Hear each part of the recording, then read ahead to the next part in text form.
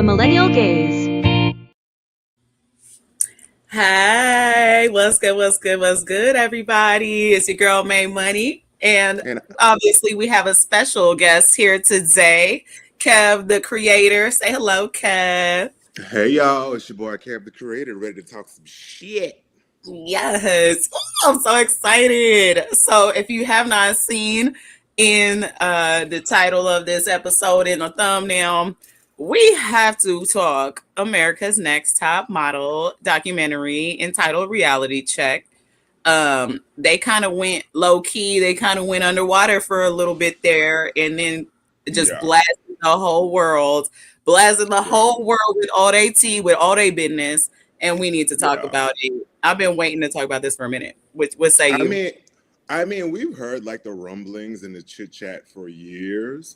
You know, certain contestants have been more spoken out than others, like Lisa D'Amato, if I'm pronouncing her last name right. You know, she's a hardcore, this happened, that happened, but we never really got the full picture of what was going on.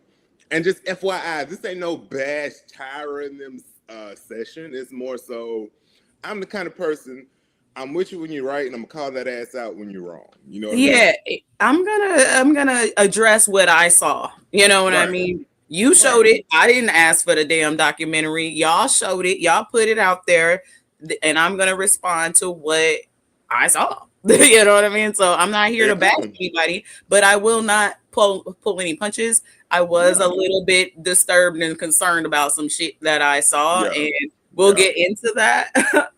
But yes, get your snacks, get your drinks.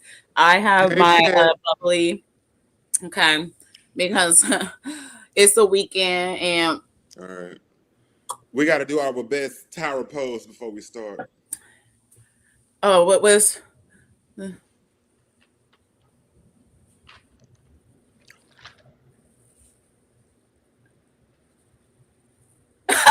I'm smizing. Am I smizing? Oh, you something, child.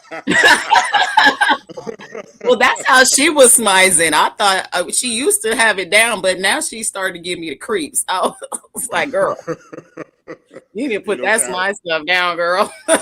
She go a little too far sometime now. Yeah.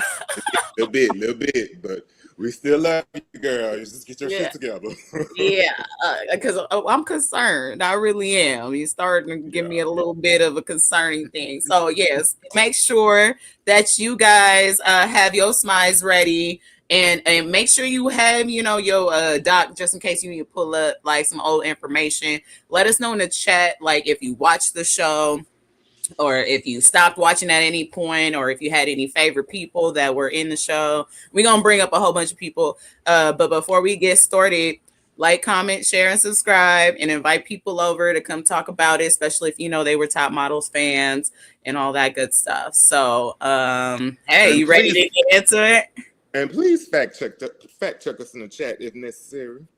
Yes, please, because there's a lot to remember. There's freaking like 24 pieces of information here, and there are a lot of things that I forgot about, or I was at 10 years old when it happened and stuff like that. So, just let us know. So before we get into our first thing, I wanted to look at all 24 winners of the show. Like before we get started, and do you have any favorites? Do you have any ones that you may have dropped off on, or like a cycle that you don't remember? After 10, it gets a little fuzzy. I didn't watch like the whole British invasion. I think I stopped watching after they did the short girl season. I kind of fell off, and I think I started watching it again when they did All Stars.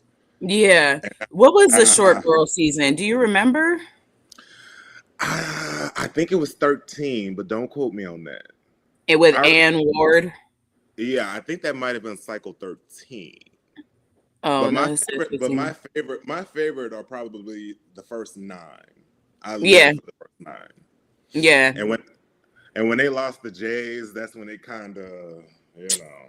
For sure, for sure. Yeah. Yeah, my favorites. Like I actually really liked Adrian. Like the first winner. Yeah. Um, really, just I thought her pictures were gorgeous and stuff. And of course, it's the Yeah. first. Those are introduction of it. I Yeah. didn't like Joanna. I didn't like season 2 winner. I thought that the other girl should have won. Mercedes should have won. Mercedes. She definitely should have But won. but Joanna's picture is iconic. That the Oh one yeah, with with the the helmet. helmet, Yeah, that's yeah. iconic. No, no, I And I give her flowers, yeah, but I liked yeah, Mercedes, and I yeah. think Mercedes ended up being a little bit more kind of in the business. Joanna, I never heard it from her again, honestly. Well, some of the I guess quote unquote runners up or losers were more of the winners, and then you have ones like Eva that she in Right. every show now, so she stay winning. Keep the Yeah. check. Yeah. Exactly. Yeah. We all love Eva. Naima, I really liked Naima too.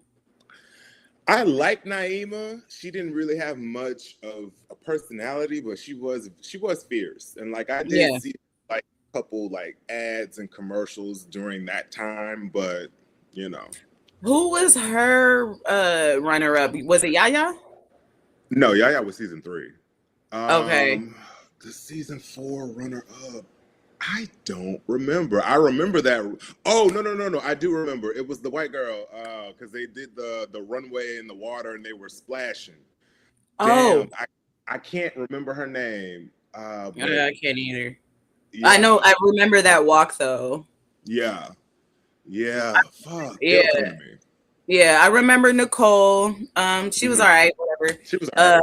I liked Danielle a lot. I liked her personality a lot. Yeah, I And was I rooting for actually her. like that whole season. Season 6 was one of my favorites. Season 6, and season 3, top tier, Yeah, top tier.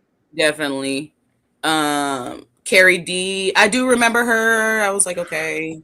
I Yeah, she was a lot, but I liked her too. I liked her too, and I've Hmm. seen her. I've seen her in things over the years. Okay. Well, that's good. Yeah, I loved Jasmine. I loved her season. I thought she was, Diva. yes, she was just, I loved her. Yeah, Salisha or Sal Stowers, I guess that's her name now. I guess I yeah. do remember it a little bit, but not really. On the show, she was still Celicia, and I remember at that time there was some controversy with her because I want to say some of the girls were already working models. Mm-hmm. Like Cara talked about this recently. She was already kind of a working model when she got on the show, and Mm-hmm. she had a whole commercial and ad campaign, and there was controversy at the time. Chad, if I'm wrong, correct me.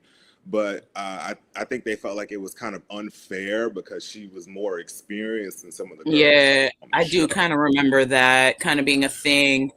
Like Yeah. even at the beginning of that season, maybe it's starting to ring a bell. Did I you really ever? liked Whitney a lot. I liked her Yeah. personality. I liked that she was the first plus size winner. Yeah. And she had to go through a lot to even get through the damn show because Yeah. of being plus size. Yeah. That was interesting. Nikki, I remember her very I ever so remember slight. her. Yeah.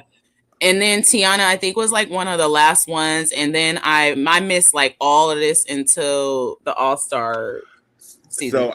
So I remember Tiana. She was Mm-hmm. good. I Mm-hmm. remember the Nicole Fox. That was the short season 13. And then the Oh, last one, that was the short season, the petite season, I think they were calling it. okay. I dropped off right Then before that. and then I think the next season I did watch was Krista. Seeing her picture, I remember Krista, and I Mm-hmm. didn't watch anymore until the All Star season. Yeah. I think I dropped off at Tiana and then like went back during the pandemic and then caught up Hmm. and watched all of them all the way through. And Yeah, and so like actually I don't remember this Sophie Sumner person at all. yeah. That might have been one of the British British ones. season. I didn't watch that at all. Or Laura James, I don't remember her neither. Yeah, I don't know her. I remember Jordan because that's when Rita Ora took over. Yeah, And Keith Carlos. I remember Keith because I was like, ooh, Key. Okay, hey. Come on, chocolate. I I actually didn't mind it when it went to VH1 for those couple seasons because Yeah. Roach was on the panel, Ashley Graham was on the panel, and then Tyra came back as host. So I was Yeah. like, it was like they kind of found their footing again, and then it just dropped off after that. Yeah. So like, yeah, I didn't mind it either, actually. Yeah. I remember the Keith thing. I don't, and then actually Niall DeMarco, he's deaf. I remember him. I Yeah. remember now. Him I've seen. Him Oh and the yeah, other, he's still around. He's still doing hella. yeah. Oh boy with the lace front beard too. He's still around. He was on that season. Yes. Oh God, I felt so bad for him. And then I actually do remember Kyla. I did watch that season, but I don't remember Yeah. like much about it. Like I don't Did you remember much about it, but did you ever watch Project Runway? a little bit of it, not as religiously. So one of the seasons, their final, they do their final show is at Bryant Park. That's where all the designers show their designs. And Danny was one of the models at Bryant Oh, Park. oh, Her and Bianca from season 9. I forgot what season it is. mm, I just watched it in recently and I completely forgot. But no. So they did a little collab there. I don't even know if it was the collab. I just think they were walking in the show and it just happened to be them. They just happen to be there. Interesting. Yeah. Interesting. Yeah. Okay. So yes, okay. So audience, that was kind of our recap of the winners, just to give us a nice reminder there. And there were a lot of changes throughout the season. So like, some people fell love, and they got new people, and some, and a lot of people stopped watching and then they came back, things like that. And so we just wanted to give y'all kind of the basic rundown before we get into reality check. But one thing I will say before we get started is that like this show started out in 2003. So I don't know how old you are, Kev, or how old you were when it first started. If you started watching from season 1 immediately, or I'm 30. I'm 37. And I only started watching Top Model because Buffy the Vampire Slayer used to come on UPN. So right. in their last season, they started doing the promotion for Top Model. So I was like, what's this? Well, I know Tyra Banks from, Fresh Prince and Higher Learning and all that. Let me see what she did. And that's how I started watching. And yeah, I was maybe like 10. I don't know, something like that. And my like we didn't have like cable, like only my grandma did. So I would watch like all the Nickelodeon, all the Cartoon Network and stuff at my grandma's house. But we only had channel 2, 5, 7, 11, and like 20 and 44. Those were like the only ones that worked at my house. And so we was on UPN. That was pretty much where I stayed. Baby, UPN was the shit back in the day. It really was. Yes. And I want people to remember that once we get into it, because a lot of the changes with the show happened because UPN and the WB merged and became the CW. Right. And so a lot of shit changed on a lot of shows, including this one. So y'all keep that in mind. And even like the CW kind of shifted into a different, like, because there used to be all the black shows on the UPN, like the Parkers, Half and Half, Moesha, Girlfriends, all those like black shows would be on there. And then even like reruns for like The Simpsons and all those things were on there. I think Veronica Mars started off on UPN and then switched over. And all those shows didn't survive the merge. No, they did not. They did not. A lot of them got cut off. I think like Half and Half I really liked, and that one got cut off. Yeah. So that's something to keep in mind, as why that even got picked up was because it was mostly black shows, and then it took off, and so they ended up keeping it. Period, Keish. Yep. We know. All right. So are you ready to get into this first segment? Let's talk about, we're just going to go through each and every one of these, the contestants that were in the show. Okay. I may have to refer to my notes just to remember who was on it. And I think I'm missing one woman, but let me know if we missed her. But we're gonna start with who's the first one? We're gonna start with let's just start with Danielle Let's because go. that's the first one I wrote. And her story and what she had to say in that documentary. Why don't you kick us off? So Danielle was the Cycle 6 winner. She was the person with the infamous gap. You ever think you can get a cover girl contract with this like this girl? And listen, this quote lives rent free in my house, and it won't clump. Tyra kept saying that shit, referring to the cover girl commercial. Hmm. She's a beautiful girl. She's even more stunning now. I But know. Wow. they actually did orthodontic dental surgery on the show. And she refused at first, but Tyra basically told her, if I We're let gonna you, eliminate you. if I keep you, will you close your gap? So she kind of met in the middle, and they slightly closed it, not fully. It was nothing like what Joni had going on. And people remember too, this was a time where this was happening on other shows. Like Fox had a show called The Swan, and they were doing complete plastic surgery makeovers on people. If you've never Oh, heard of it, gee. look it up. It was crazy, but Yeah. it's what was happening at the time. And Hmm. I'm pretty sure somebody did tell Tyra she ain't gonna make it with this gap.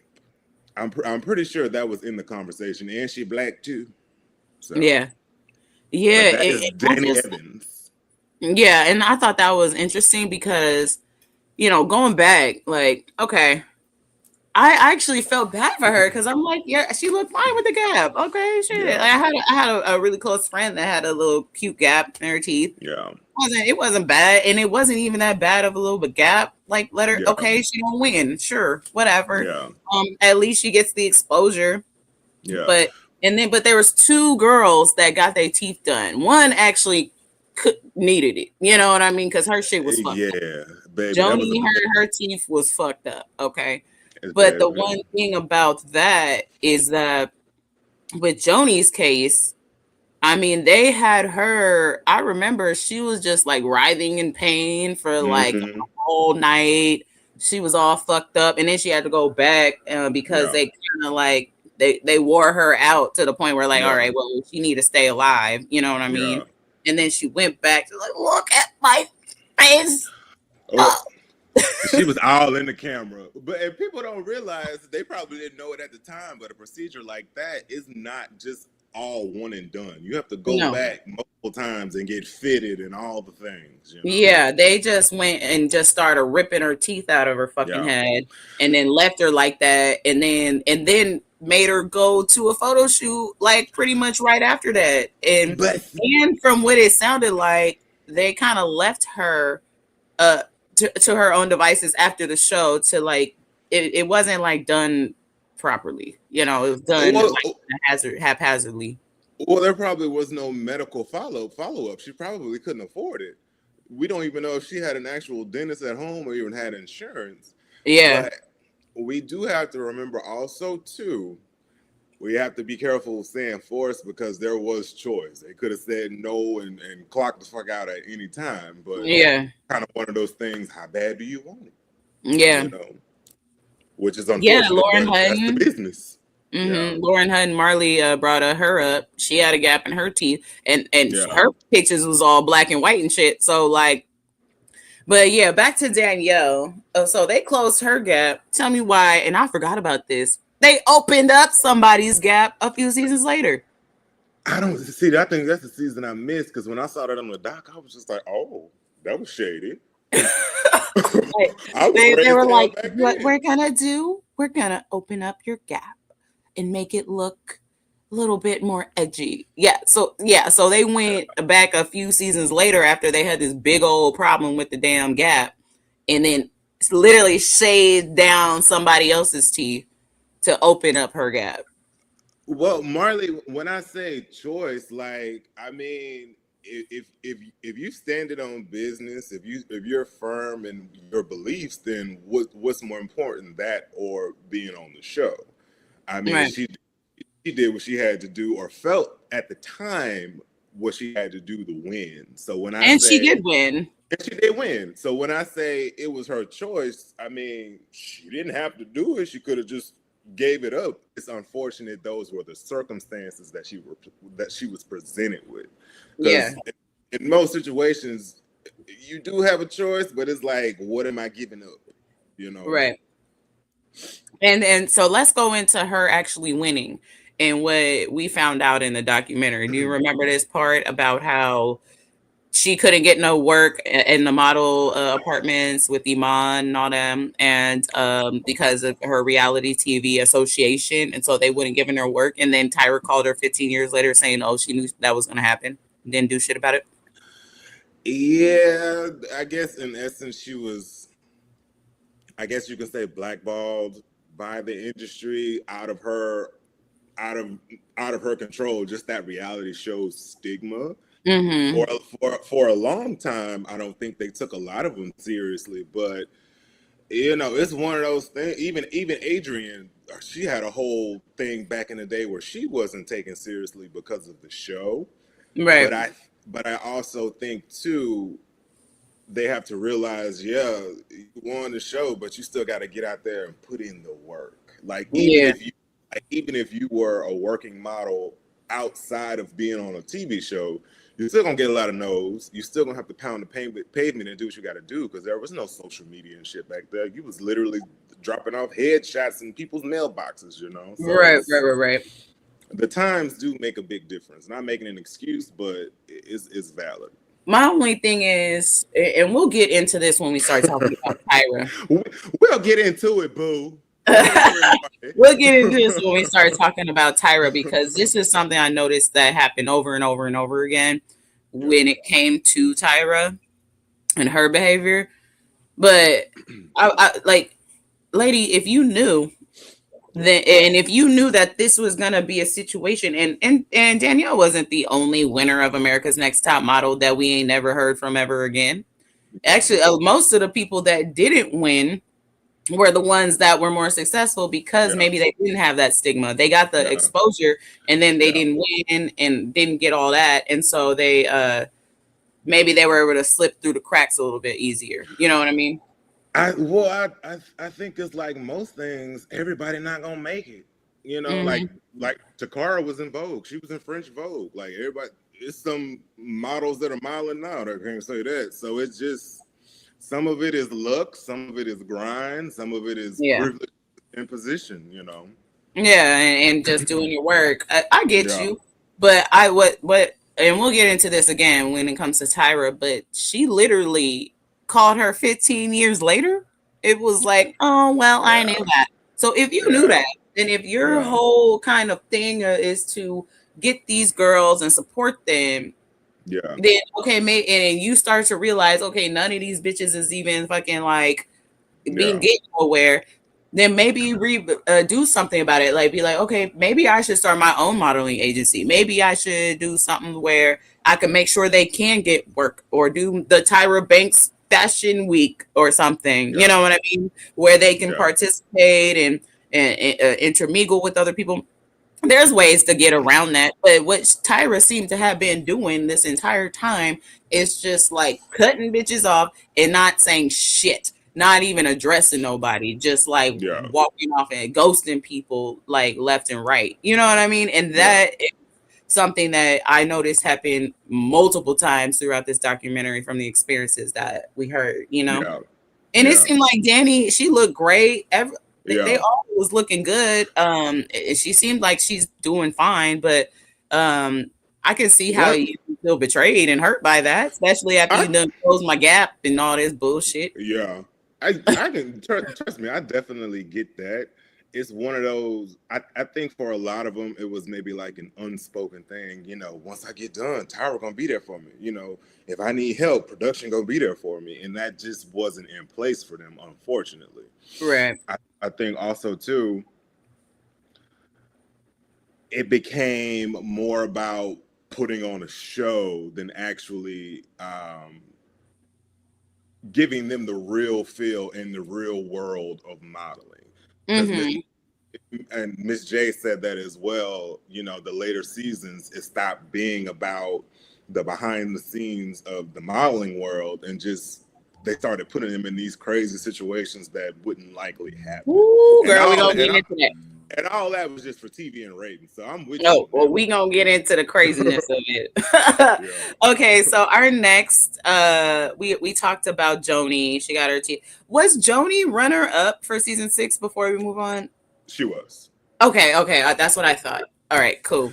Listen, DJ, there would be no Drag Race without Top Model and Project Runway, because it started out as a parody of both of those shows. So, you Yeah. know, yeah, it was fucked up, but the show did change the landscape, and it opened up a lot of opportunities, and it did give people platforms that normally wouldn't have that. You know what I'm saying? So we got to give them Okay. their flowers when we cuss them out too. So we talked about Danielle. We hit on Joni because they were in the same season and they had the teeth thing. I guess they was just addicted to fucking up people's teeth in that one. That was the first time. We hadn't seen that before. I know, right? Let's Child. talk about Shandy and Kenya. So let's talk about Shandy. I remember watching this. What was Shandy, season 2 or 3? She was season 2. Okay. I remember watching this. I was very young and being confused about the whole thing. I felt so bad for her. I actually really liked Shandy when I was kind of rooting for her. I really liked all the pictures in Milan and everything. One thing I will say before we get going, like when I said I did not recognize her until they put her name under, under her in the doc, I was like, oh shit, is that her? Wow. Yeah. Okay. She looked different because she was twig thin, very mousy. She looked like a completely different person. If they didn't put her name under there, I wouldn't know who the fuck she was.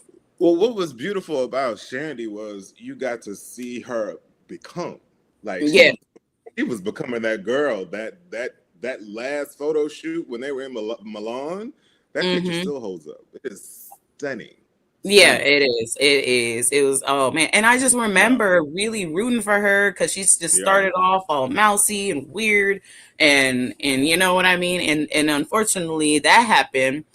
And I remember feeling disturbed the first time I fucking watched it. Like feeling, even as a young girl, I knew something was wrong here. And I knew that reality TV was the way that it was. Like I wasn't ever surprised by the extraordinary over dramatization of things. I was aware of, I mean, it was the same time when Jersey Shore was out, or actually that might have been even a little later, but what was that Paris Hilton one, Bad Girls Club, all that shit. The Simple Life. Yes, all that just drama. That was the time, right? As they keep to say. But I knew something was wrong here because they had this, and Shandy, she was like 18 when this happened, because you couldn't be younger. It was maybe 18, 19, 20 around there.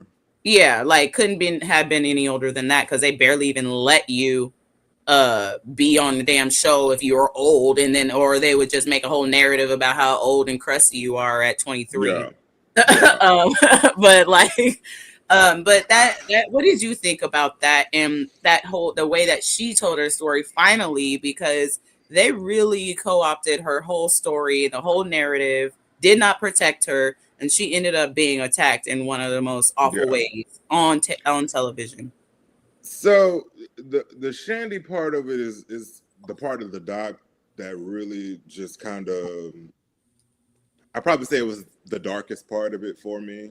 I think it was the gut punch for everybody, because I remember watching that episode in real time, growing up, and at that time, I guess maybe being young, to us, the audience is just like she drunk too much and she cheated on her dude, and the show kind of went with that narrative, and that's been the narrative for the past, They 20 something literally named it years. The Girl Who Cheated. I remember like Yeah, that I probably say that's the most fucked up of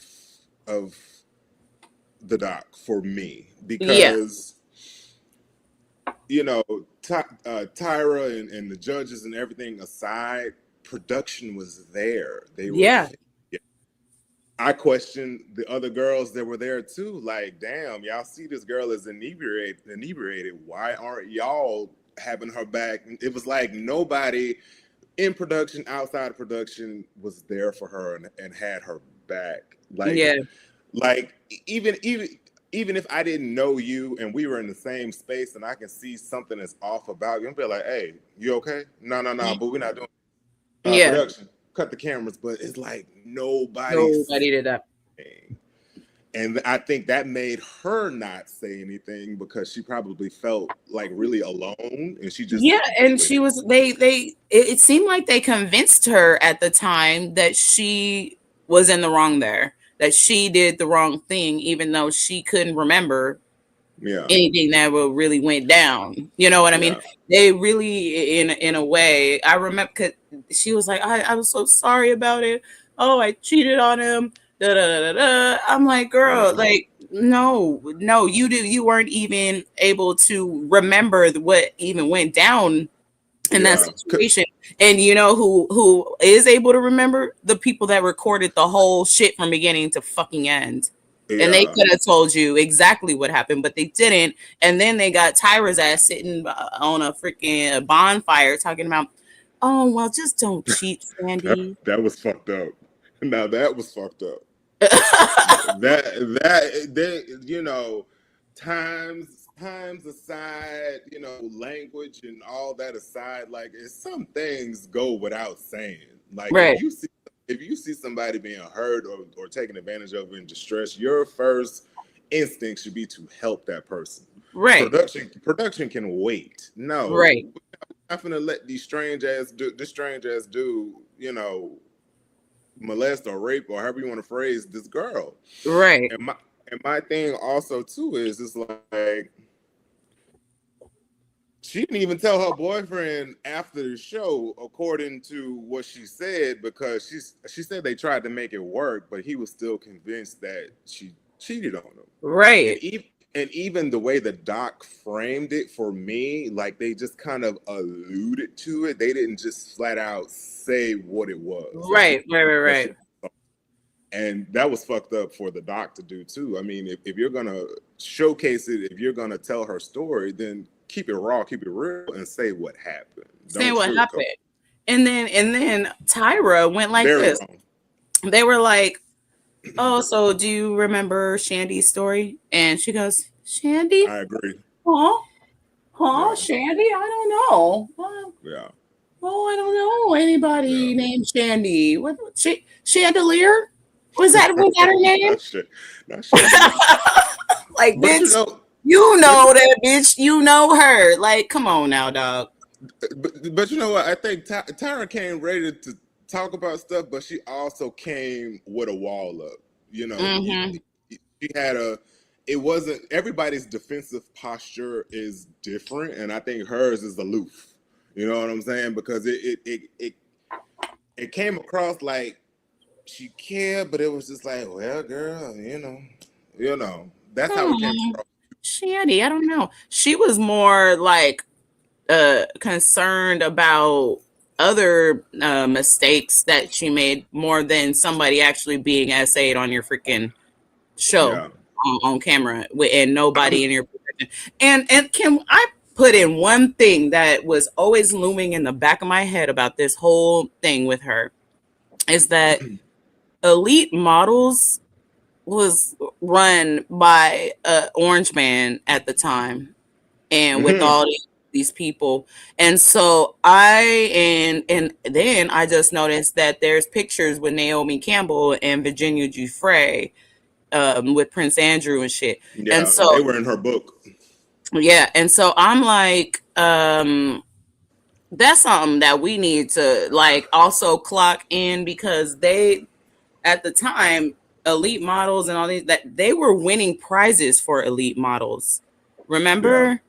yeah. And so looking back at that, I'm like, oh my God, like where are we going here with Yeah, this? some of the agents and agencies that were in line with Epstein and all that definitely need to be looked at, because a lot of that was them recruiting on the cool. And Right, and to take it back to Shandy a little bit more, when you brought up Virginia, it made me remember that she was at that party with all these famous grown ass industry people, visibly looking like a little girl, right, and nobody said anything. Nobody did nothing. Just like with Shandy, nobody did nothing. They just right, allowed it to happen, and that's the fucked up nature of some people.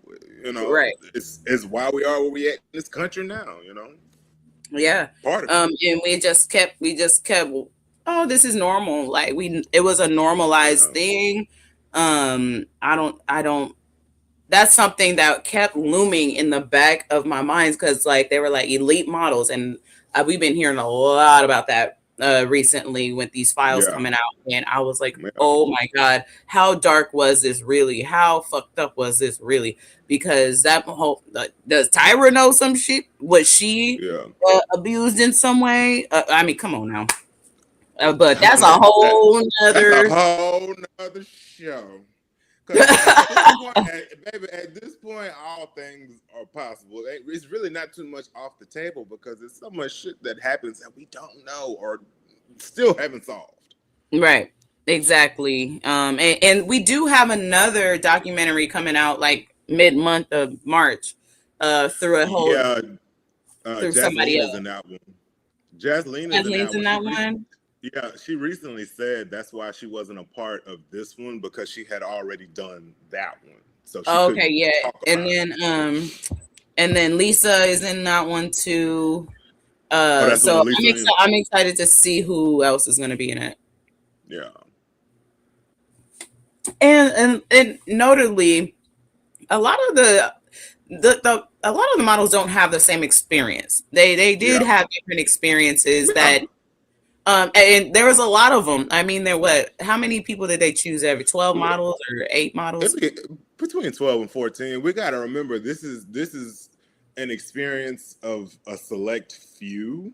You Mm-hmm. know, you have, it was what, 2 cycles a year. That's a lot of girls Yeah, to yeah. have Oh, this kind of condensed small group. You know, everybody's experience wasn't the same. Takara just said this in an interview, a yeah. couple of days, you And we're know. gonna bring that up, so don't worry. Yeah, That's in here. Okay, let's talk about Kenya a little bit, because and Whitney, Kenya and Whitney, because of course during that time there was like the heroin kind of uh like look, or heroin you gotta chic. heroin chic, where yes, also, and that's why I brought up Kenya as well. But you had to be like deathly looking Voldemort thin to, Yeah. like be even considered, even looked at. Well, And they Kenya wanted you. was they she started I think she started gaining a little weight, I guess, Yeah. during the middle of the like during the competition or whatever. And so they kept doing things specifically to make her look or just like they edited her out to look like she was just stuffing her face with bagels and pizza and bread and all sorts Yeah. of shit. And then Tyra was talking to her like, oh well, you can just take the and Janice Dickinson, don't even get me started with that bitch. We'll get to her. I got a love-hate relationship with her. But and yes, Whitney Thompson is the first uh plus size winner. Wasn't the first plus size model, but winner, and she went through Yeah. a whole thing, and she ain't even. Oh my god, she's just I regular mean, size I looking. mean, if you look at Ashley Graham now, it's pretty much the same. Ashley Graham is fucking stunning. But I Right. think but I think especially back then, you had to be in a box. If you were plus size, you have to be all plus size. There's no in the Right. middle. If you stick thin, you got to be stick thin. There was no medium or in There was between. no medium. No. And Yeah, and so what they would do though, they would edit the show and make a narrative about you. And so the narrative for Kenya ended up being that she's this fat slob who's not taking care of her body. And then they kept doing things like they had this photo shoot where they were the the seven deadly sins. seven deadly sins, and she was giving gluttony and with a whole bunch of donuts or Yeah. whatever. And then literally I remember this literally happening. The next episode they went to South Africa because I think they were the top Mm-hmm. 6 or whatever. Mm-hmm. And she had a photo shoot where they made her be an elephant Mm-hmm. out of the safari animals. That's I think around that time is when production started kind of doing that whole narrative storytelling shit. Like Mm-hmm. because I mean she may have picked up a little weight. Hell, she was probably stress eating because I gotta imagine that's a stressful environment. You're around all these hoes that you don't know. Y'all living Right. in one house. It's probably funky in there. Your nerves bad. You missing home. So I get it. I'll be stress eating too and gain a Right. few pounds. And you on camera, so that's going to intensify it too. Right. Exactly. But So it shouldn't have been highlighted as a story point. You know what I'm saying? Unless it was a situation where she was going to win or they was going to show like a rise and a fall or whatever. But right. they were just basically calling her fat, and she was nowhere near fat or even plus size. Not at all. Not at all. Yeah, At all. and stuff like that can give somebody body dysmorphia if they don't have That's what happened enough. with the girl Giselle, I think, or like at least mildly, where she just felt, as a young girl, she had to really work to not internalize that the way that they put it on her. Because what they do, they eliminate you. They don't even give you no therapy, nothing. They just be like, hey, we abused you. Bye. Like at least be like, that was just for show. The least we could do is we didn't mean it. Da, da, da, da, you know what I mean? Here, the least we could do is make sure that you get a job somewhere, even if it's in like a regular print thing, or just give you some therapy so you don't like internalize that forever for the rest of your life. And you sitting here as a grown ass woman when some shit happened 20 years ago. But that it's on TV and you're being humiliated and you're being like told a story that isn't really true. And so, like I get why that can fuck you up. Because it's one thing to have to deal with that. If you're an actual model, you have to deal with that in real life in front of people going to different agencies because I'm sure that shit happens and it probably still happens. But to have that magnified on TV in perpetuity, like that can fuck with you. Yeah. A regular person that would mess with. Yeah. And then lastly about Kenya, she also went through some sexual harassment during a photo shoot. I remember that very clearly and was actually really pissed off because like she was like, I feel uncomfortable. This dude is moaning and fucking touching me and y'all sitting here and I said something about it and y'all was like, oh, get over it. And then Jay was sitting right there. They did it again. They didn't do that once. They did that twice. They could have looked at that photo shoot. They could have asked that motherfucker, excuse me, we had a complaint. We wanted to pull you over the side and ask what's going on here. But they didn't do none of that. Any one of those men that were on that set could have pulled homeboy to the side and be like, hey, you need to calm down, bro. You're clearly making her uncomfortable. Or just took him out the shoot completely. He didn't even need to be in there. And kudos for her for actually being strong enough to actually speak up and advocate for herself, because some people would have just went with it and been uncomfortable because not everybody has the language or has that confidence to be like, hey, we're not doing this. You know what I'm saying? Yeah. I didn't like that. But again, that was another part of like the lack of accountability, the lack of even like care. They just were just sending these people out and doing whatever with them just to get their ratings when people, I mean, these bitches is getting sick. shivering, getting hypothermia, passing out in the middle of the damn judging because they're not feeding them, all sorts of shit. Like they did not give a fuck Yeah. about the safety of the people that they're inviting onto their home. Something that I want to reply back to what Marley just said. And you're absolutely right, Boo, because this is like they normalized something that wasn't right or normal. Like just because it's something that happens in the modeling world doesn't mean that's right.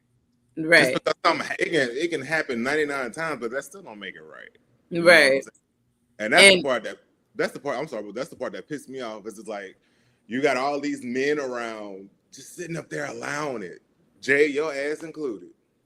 And yes, indeed. And they're like, now that we know what type of people the owners of these places really were, Right. that I have Hello. even more reason to be concerned. That should give you more pause. Yeah. Yeah. So like I don't know how long ago they filmed all these little interviews, but you would think they would have some awareness of the type of shit that they about to get caught up in if you don't actually stand up and say, no, this is what the fuck was actually happening. Because even with this doc, like I'm somebody who does editing, so I can kind of clock shit. Some of the answers for stuff were the same answers for different things.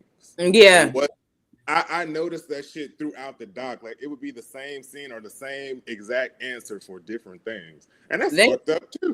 they edited that shit the same way that they did. It must have been the same producers. Hello. Shit. Like Must have been like the we never same noticed. team.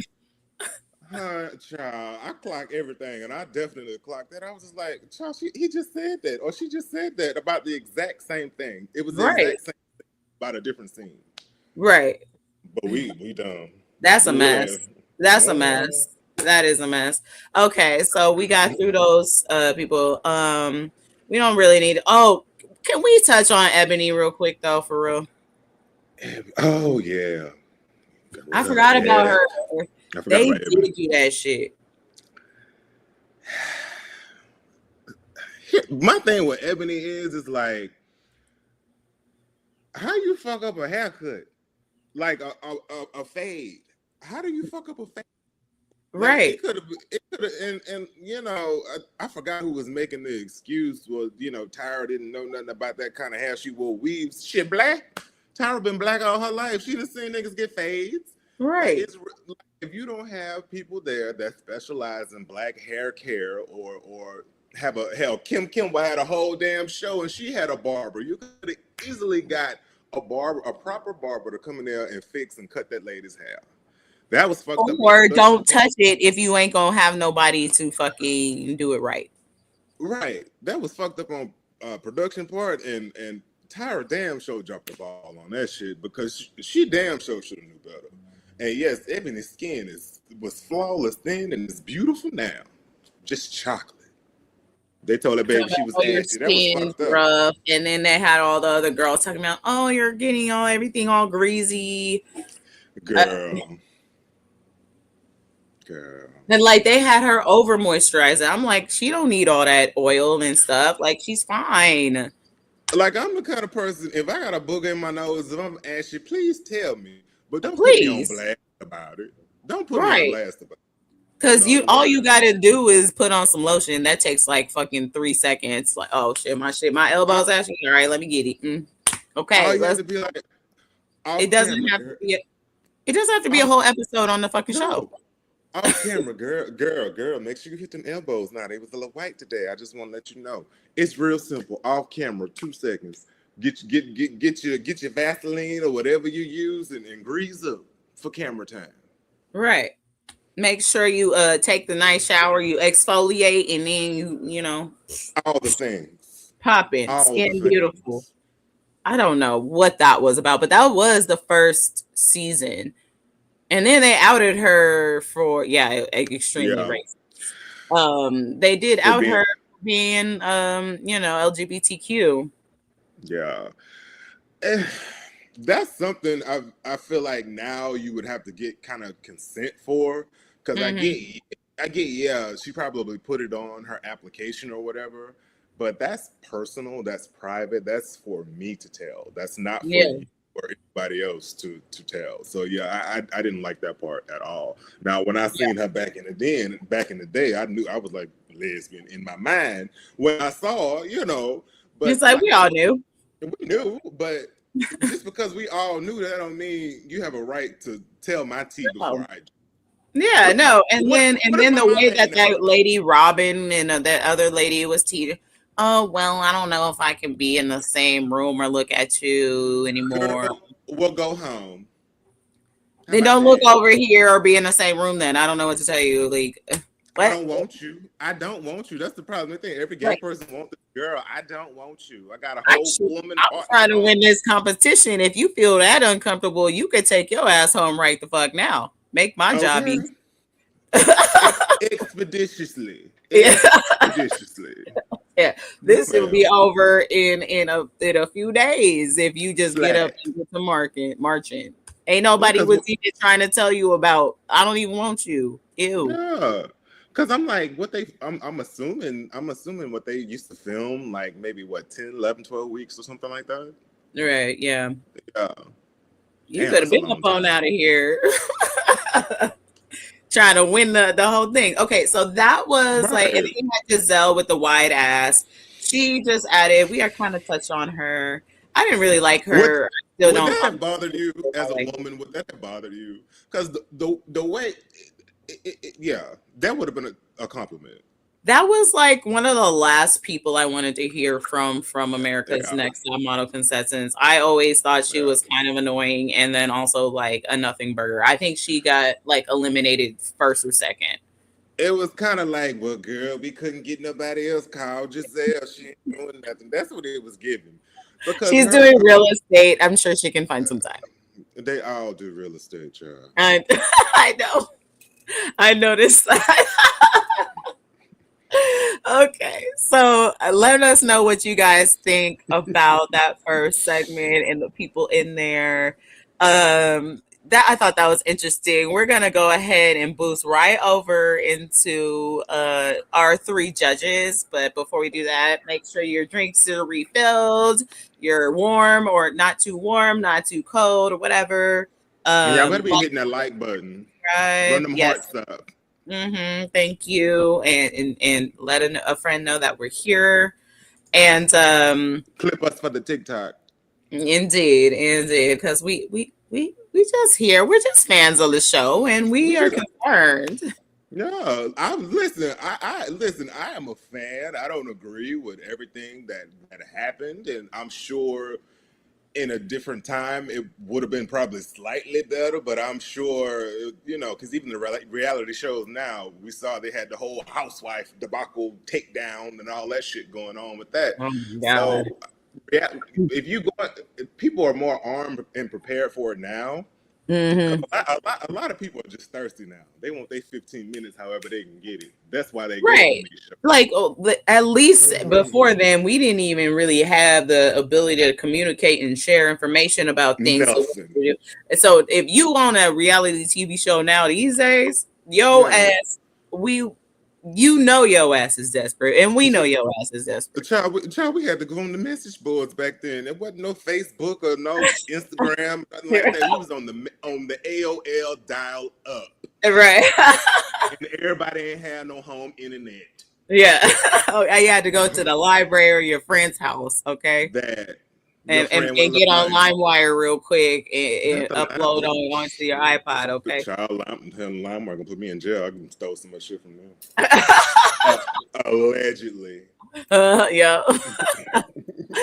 All right. So let's go. Let's talk about the big three judges. Okay. Let's do talk. it. Let's talk. Look at Okay. Sherry. Look at Sherry. I had no idea who this lady was until this You don't know documentary. Sherry Shepherd? And yeah, no, I didn't know. I guess she took over from Wendy. Is that what happened? Well, she's a comedian. She's been in movies. She was on The View for a long time, and Okay, then that's she's in movies. Okay, that's why she looks yeah, familiar. she was on like different TV shows like Jamie Foxx back in the day, and she did Yeah, she comedy. looked. Her face looks familiar. I guess I didn't Yeah, know her name. You know what I mean? yeah. But she was Okay. on The View for a long time too.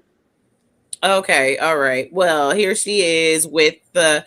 So we have Nigel Barker here in the Hey, middle, Nige. Mr. J Manuel, and we have Miss J Alexander here, and then this is Sherry here. So let's go ahead and play a little bit of this. Mm. Well, no sound. Yeah, we don't have any sound. I think it's muted right there. Hold on, we got Katie in the background doing our stuff, but yeah, we K, are. K, K to K on the ones and twos. We on the ones do. She's fixing it for us. No problem. We waiting. But No problem. yes, let's try it again. Let's see. There we go. Okay. Oh my God, you can't take away the love that they have for you all. Miss J, how you feel knowing everybody just that love is just there and as strong as ever? I mean, it's emotional. Yeah. Most definitely. You know, everybody is talking about this documentary. It is like I don't think it's on everybody's lips. And it has been 14 years since you all left Top Model. Wow, 14 years. And I know it's like it was yesterday, but then I ask all of you, I'll start with you, Nigel. Why did you feel it was important to share your story right now? I quote someone, it's time. No, I mean, realistically, it is time. I mean, it is 20 plus years since we started the show. Yeah. It had a huge resurgence during the pandemic. People watched it almost more so then than they even did when they watched it originally. And they watched it with new eyes, fresh eyes, eyes of today. And so there was a lot of new judgment and what have you. I've got two children who are, one's 20, one's 17. And when they see the sort of things that were said and done back then, they completely wouldn't fly today. Right. As dad, you're explaining what and how, all the things, right? But at the same time, you're sort of trying to also let them look at it with sort of kindness, and the same way as if you look at yourself in a picture of your hairstyle from the 80s, you're like, I would never do that, and you're like, well, be kind to yourself. Yeah, give that a pause there. And Katie. Yeah. Okay, so what did you think about that? I understand what he's saying and everything, but what do you think about Nigel in the doc and like kind of with this whole kind of PR tour or whatever they're doing now? What do you think about, and what did you think about Nigel like during the show? Nigel was probably the most tame in tone in terms of like throwing shade and reading. I feel like there was probably times where he may have been able to step in or speak up or defend more, but of all the judges, he wasn't the worst. Like his critiques were probably more valid because he was a model, he was a photographer, and yes, Marley, he was fine. Still is a little Sri Lankan, but I just feel like they taking accountability, but they still making excuses. And if you're gonna, they were all complicit. They were all complicit. All four of them, and any other judge that was on the show, whether it was Kelly Catrone, Janice, all of them, because they all played a role, they all played a part. They ain't got no scripts. They ain't been told what to say, as far as we know. They just giving their honest opinion, just like we're doing right now, based on what they see in front of them. The first thing that comes to mind, that's pretty much what they said.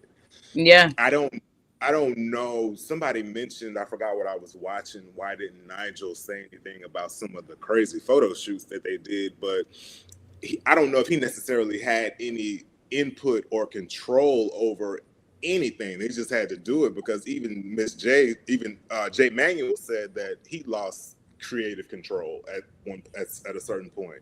He just showed up, said his spiel, gave the direction that he could, and it was what it was. Yeah, and it was mostly an on-camera thing. Other than that, he just kind of stood back and just like did that.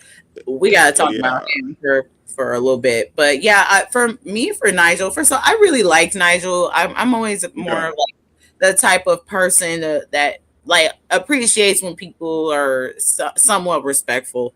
You know what I mean? And actually, and he was their photographer. I agree, boss lady.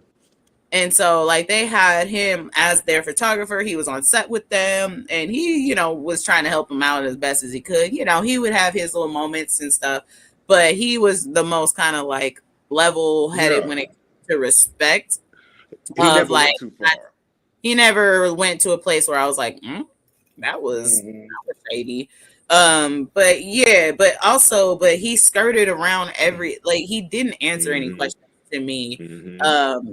It was like a very meek apology, if that, and a lot of just like, kind of passing on responsibility. They was like playing ping pong or something with like questions. So they would just ask somebody the same question, and then they would be like, oh, well, and then they would cut to somebody else. And you know what I mean? They never answered any questions ever. It wasn't, I think what we were expecting was like more of real talk.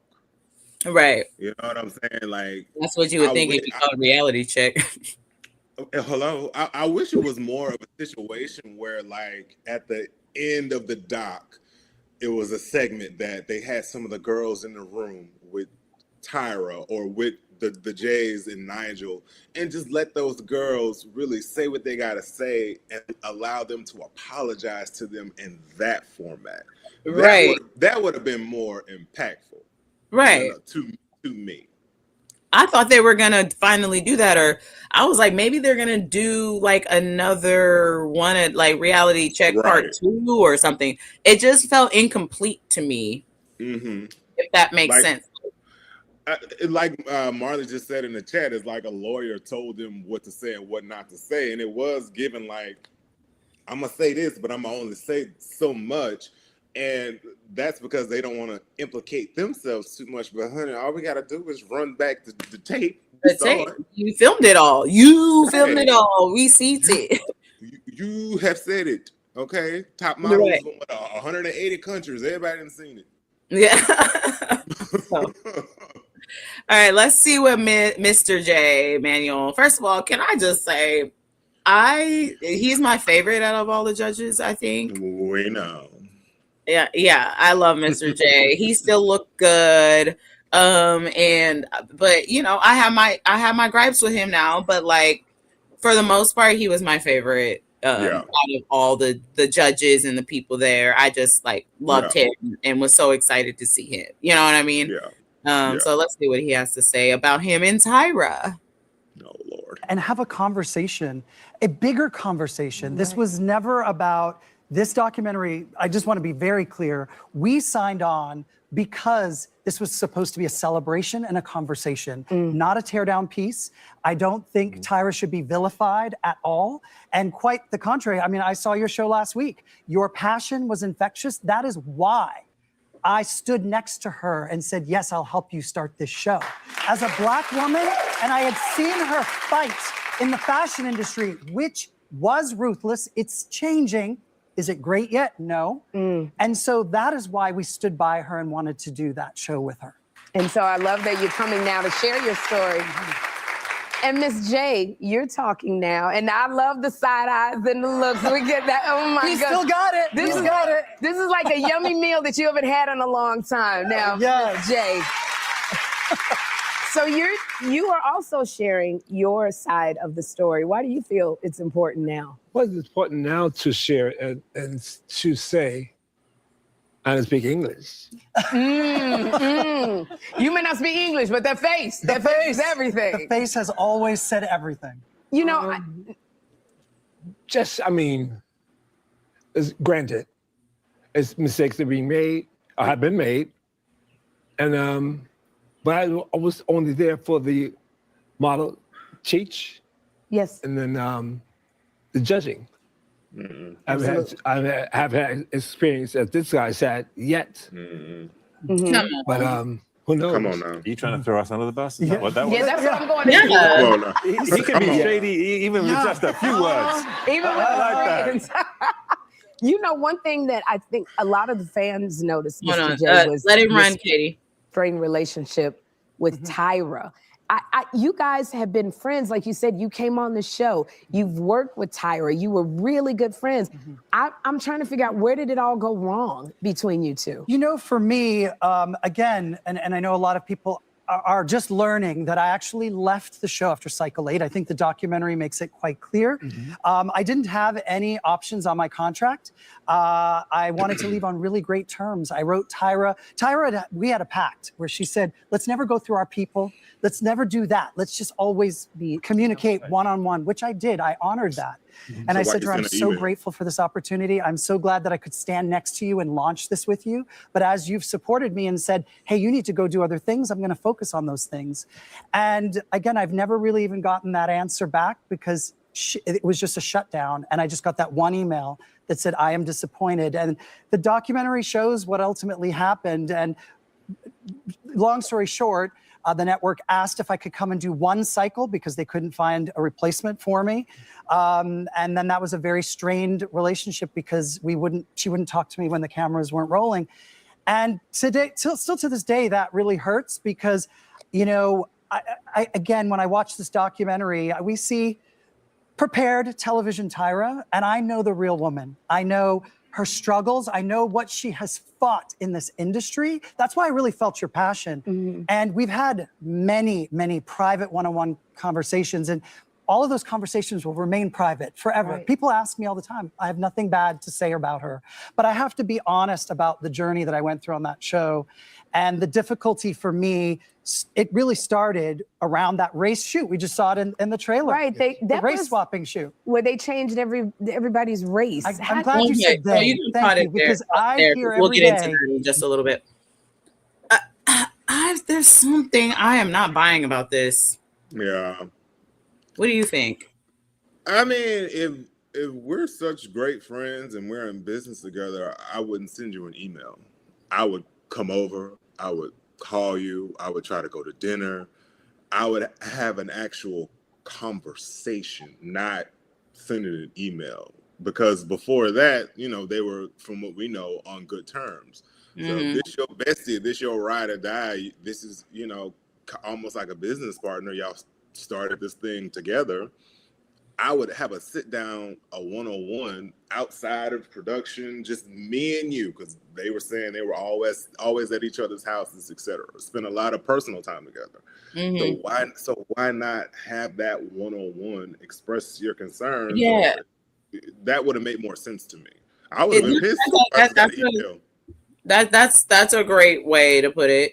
And you know, I definitely thought about that side as well. Like, okay, maybe if you really wanted that real conversation, you should have done it in person, since you have that connection.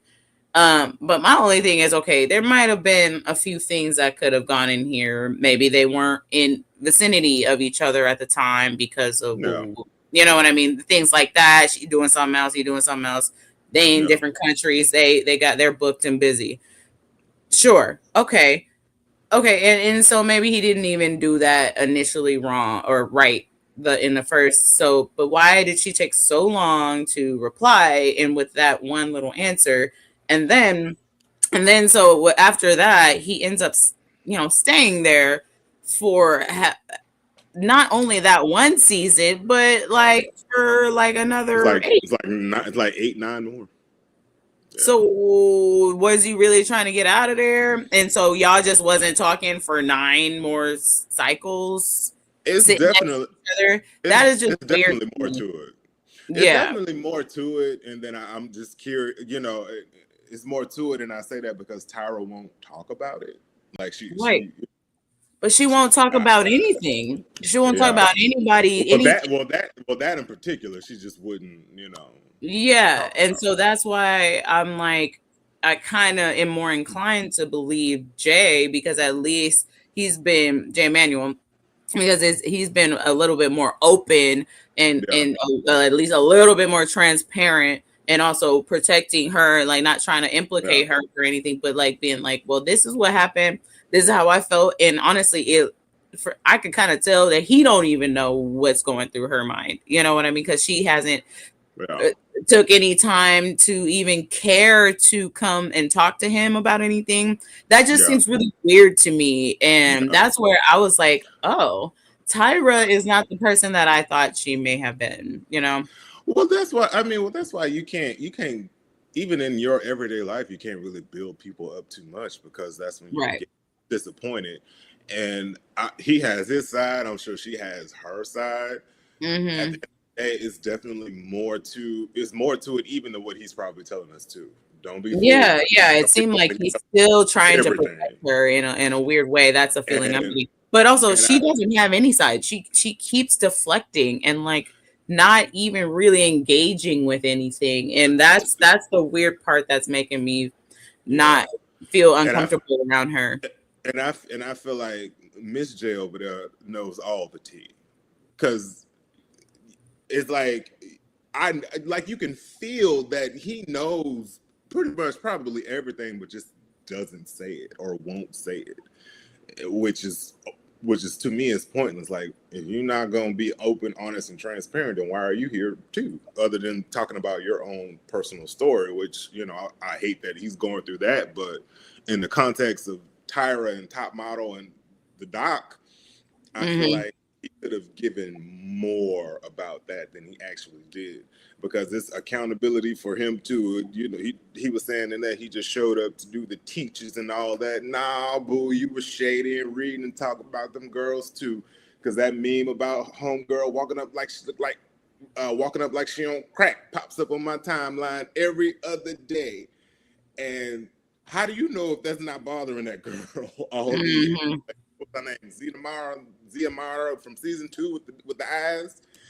Said he looked like she on crack. That one. Yeah, I see that GIF or meme on my timeline daily. Yeah, that one's still around. For sure, dude. Yeah. Okay, so and then again, like, she did the same thing with Mr. J, right? Yeah. Like with the stroke and everything that he had. So it's just like, or Miss J, not Mr. J. That's J Man. I know what you mean. Mr. J.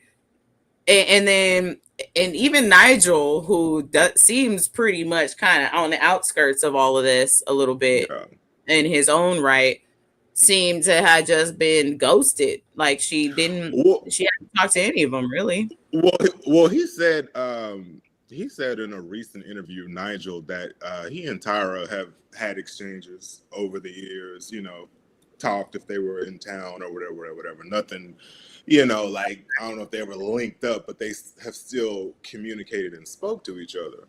But it just goes to show you, like, I mean, how were y'all friends, or were y'all just show friends? Did the business get in between y'all? Did other people get in between y'all?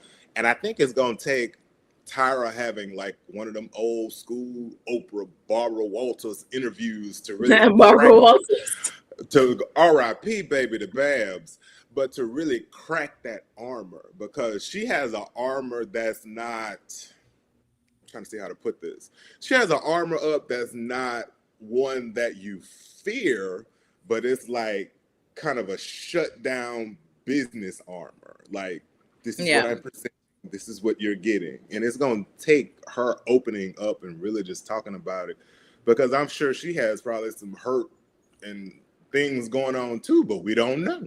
Well, she needs to communicate that to her friends, because apparently they don't even know either. So that's where I'm confused as to why. Like, y'all need to get to talking to each other. Y'all had a whole documentary talking about asking us for advice, or seemingly to see what to do. Maybe you should talk with your homie that you knew since you were 16 years old, who taught you how to walk, who had a stroke. Maybe you should ask him first before you come on a fucking documentary like this. Looking like a lady from Get Out. Not Get Out. Ting, ting, ting. If they really wanted it to be a real celebration of Top Model, if they really wanted that doc to be truly impactful, those three should have gotten together before anything was filmed and at least had a conversation.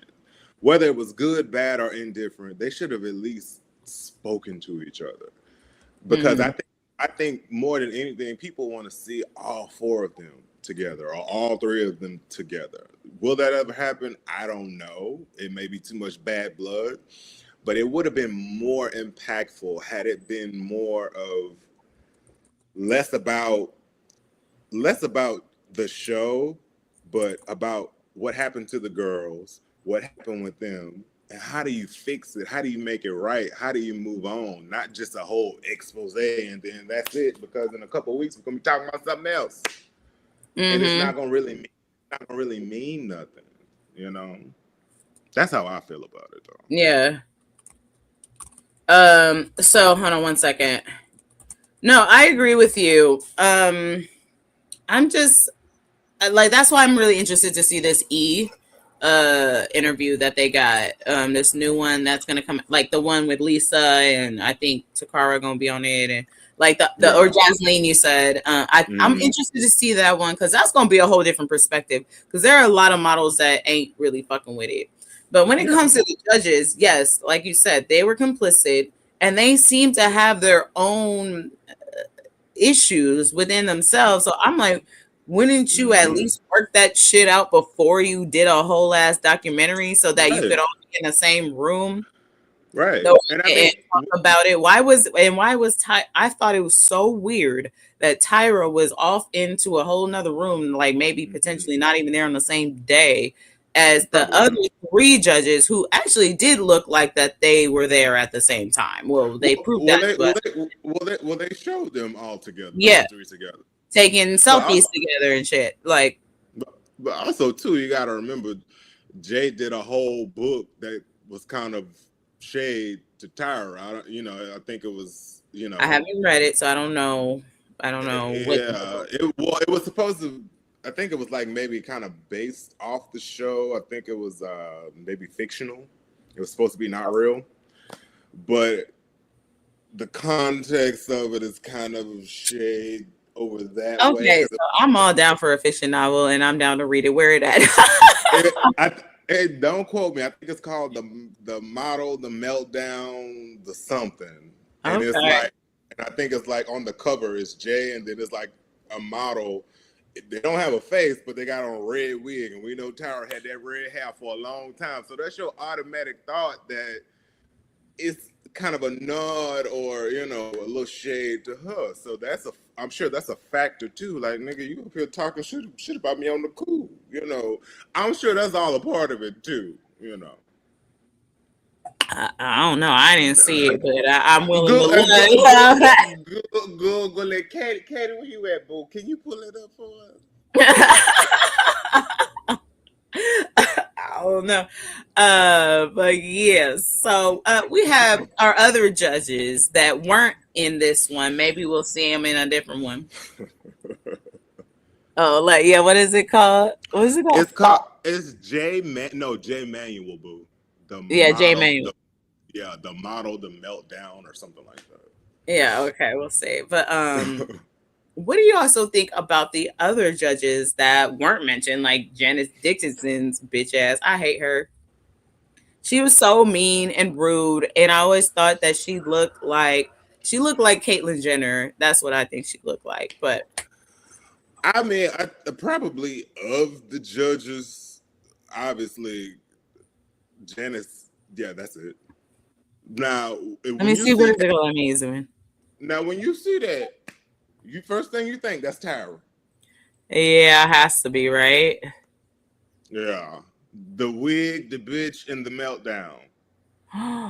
That's the name of the book.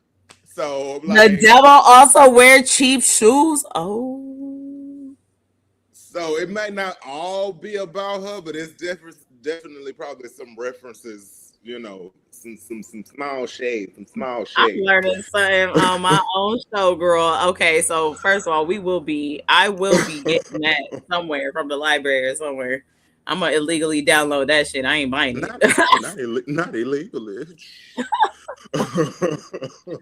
Allegedly. Janice, speaking from this lens of being grown, was speaking from a place of trauma and a mean girl, because she got her own substance abuse issues. I'm sure she probably had. I don't want to. I'm not 100% sure, but I think she spoke about being assaulted in her life, sexually assaulted in her life. So I'm pretty sure, and I ain't making excuses for that hoe, but She probably was on the Epstein plane. That's where her mean girl and stuff came from, and I'm pretty sure it was some shit that she was probably told her damn self in the modeling industry.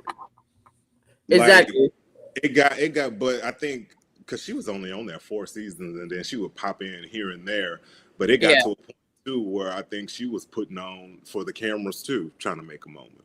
Yeah, of course, because she was like, I'm the world's first supermodel. Girl, nobody knew that. I never heard of you before. I heard of Tyra Banks. You know. So we didn't know you before the show, boo. No, we did not. I actually knew Twiggy. I really liked Twiggy as a judge. Twiglets. Yes, I liked her. I like Twiggy. Yeah, I did too. Twiggy was she was so nice. She hated to be mean, but that's how you know she was being honest. It's a difference between being mean and shady and just being honest. Like, girl, this ain't it. Like, I hate to tell you, and that's how you tell she was being authentically her. And I appreciated that. She was like the anti-Janice.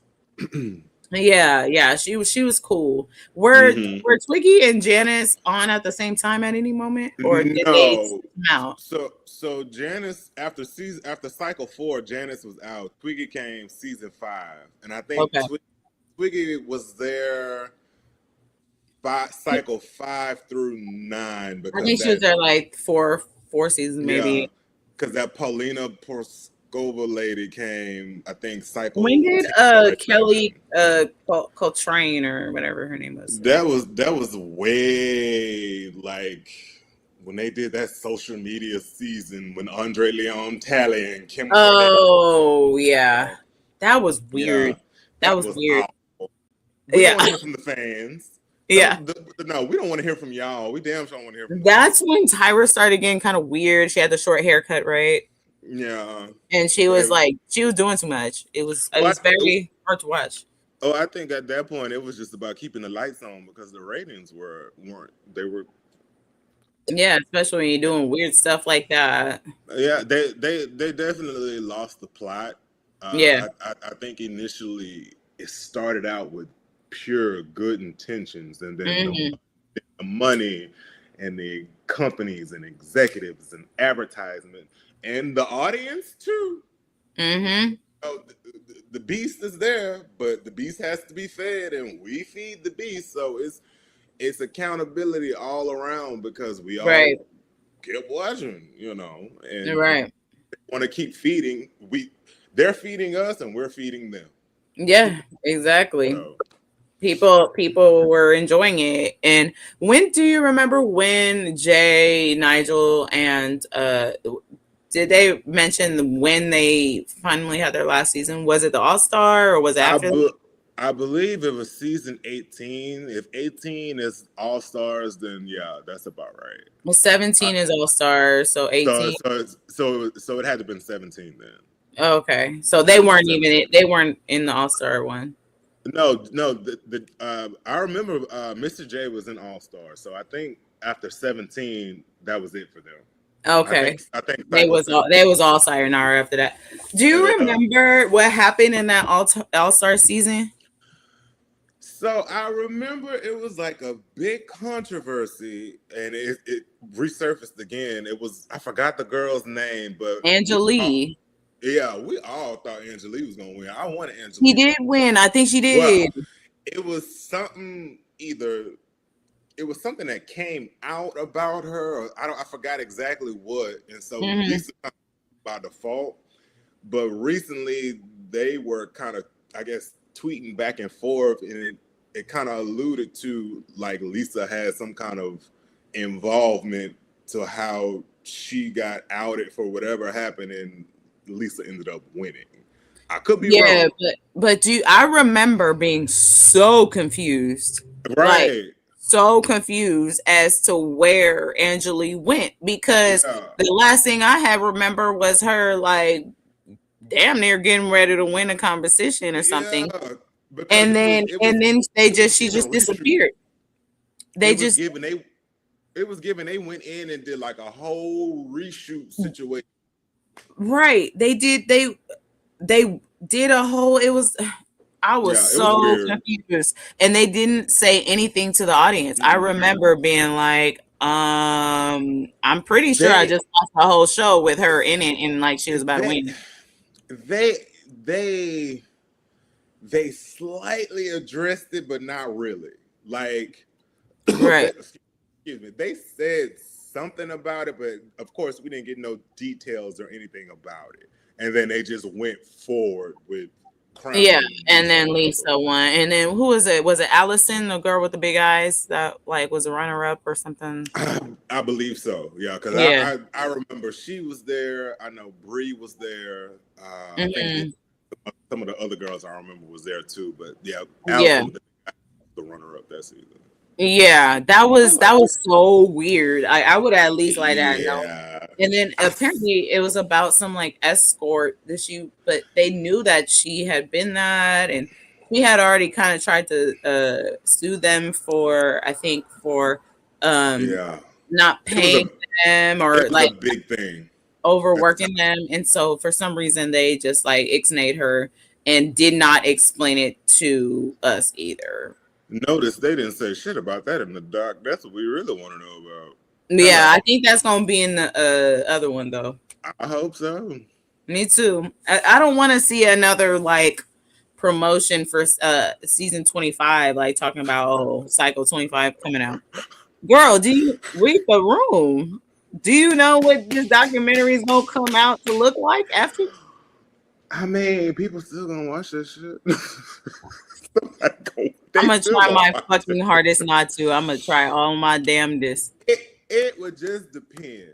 It would just depend. Like whatever teaser or trailer they drop has to be extraordinary for me to be like, I'll give it an episode or two Netflix. I ain't gonna hold you. It's gonna take all of my fucking strength not to watch that shit because like I'm so curious as to what that means to even reboot this show after you just released this documentary where you pretty much like made yourself look terrible. Like, but people are assuming she's talking about top model. Tara crazy. She might be talking about Cycle 25 or her ice cream or something. Maybe she did seem a little unhinged. People just assuming, but she's alluding to something. But she might be talking about her next Cycle 25 of her life. She might have just had a flashback and went back into the day.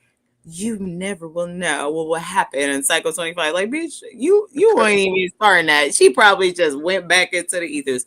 You never know with her. I don't know. Because if they ever did bring that show back, it would have to be on a platform like Netflix where it can't be censored. It got to be uncensored.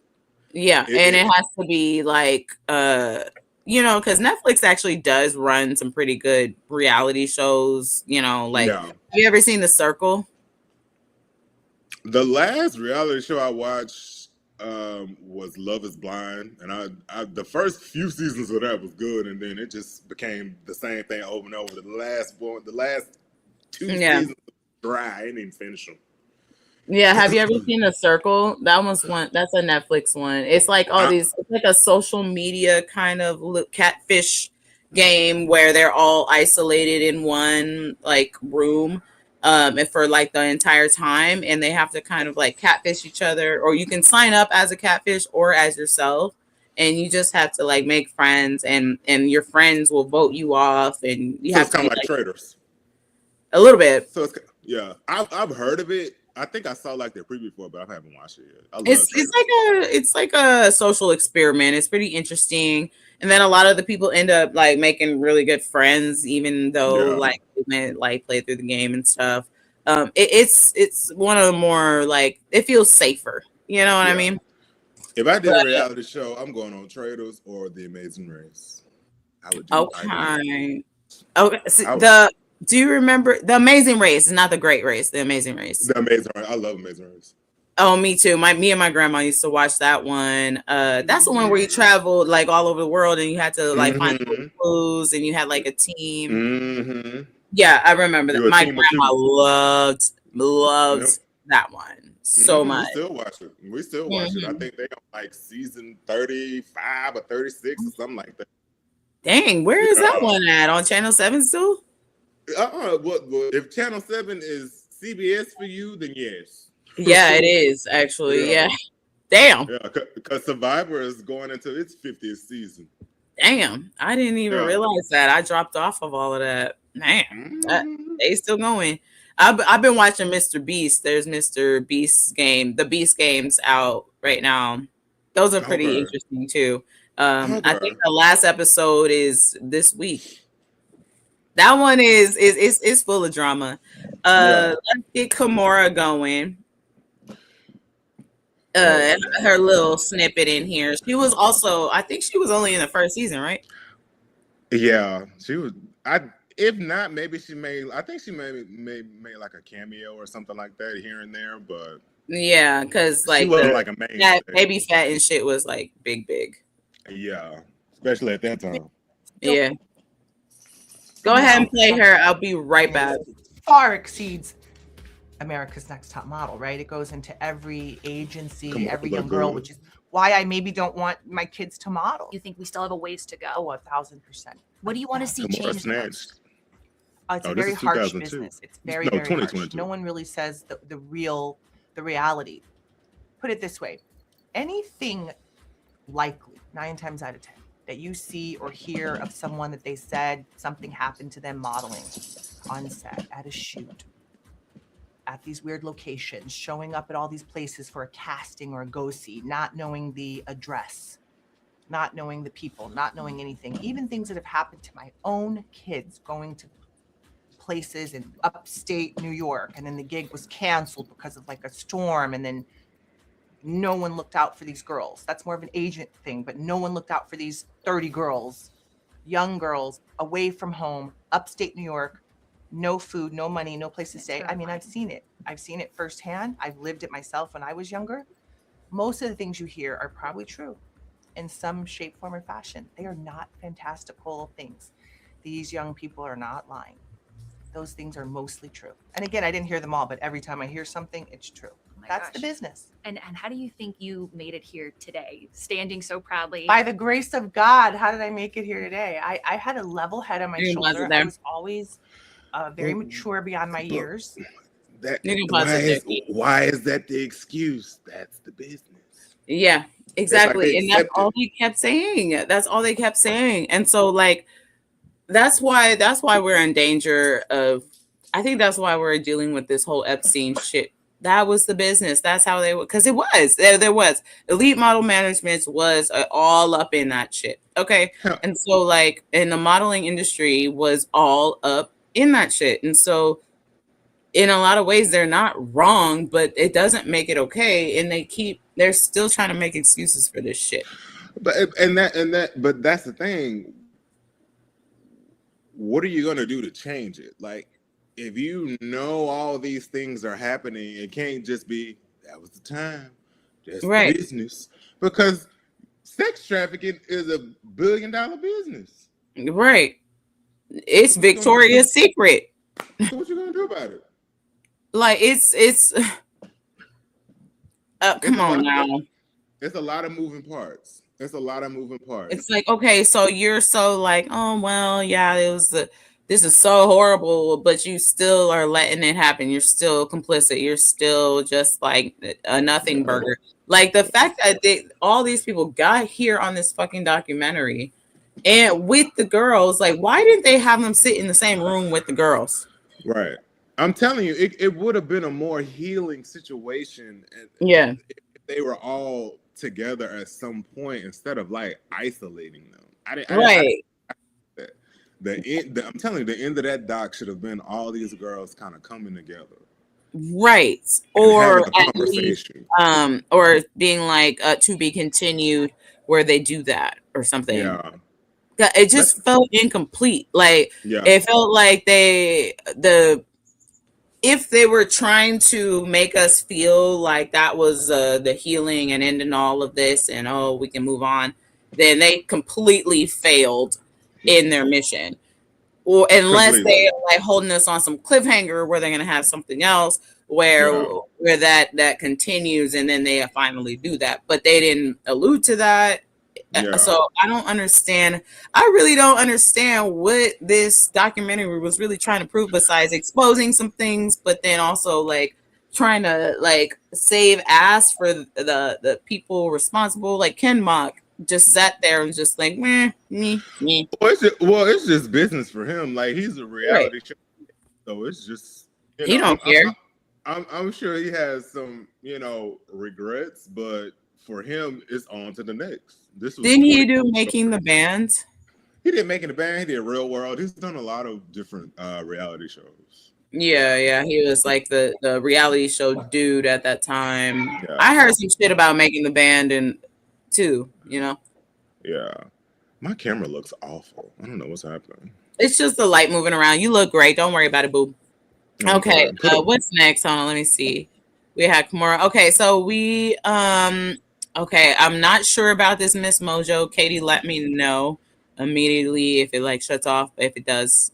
Or you could just put blockers up for the Miss Mojo stuff, so that, or like a splash on top of it so that we don't see it all. So we don't get dinged. But we have our last we didn't show our Tyra meltdown. Did you see that? Child, listen, Tyra, baby, are you in crisis? What's happening? Yeah. This is what's going on? We only have to play like 5 to 10 seconds of this. I saw this shit. Yeah, but let's show her. Let me tell you what he did. We're about to get to the end of this. You know when Santa Claus tells you that he gonna come down your chimney and he wants you to leave some cookies and cream on that thing for him to eat. Do you know what he's doing? Child, he ain't biting that cookie. He ain't sipping that cream. He taking a bowl from your cabinet, from your joinery, y'all call it, and he putting it on the thing. He putting a little bit of cookie. He putting a little bit of that milk. He mixing it up, and he put it in your freezer. And he trying to make it taste like Santa's smiles, and it tastes like Santa's shit. I had magic. And I started saying, "Woo, they flying. Make it rain down, make it rain down." And he said, "Now she got magic with the deals." I'm not gonna dance. Honestly, listen. She used to be like that on the show sometimes. She did. I just think that's her. She a little wacky. Lord have mercy, girl. I don't know. That was like on the extra unhinged. She might have been a little lit. She was probably lit.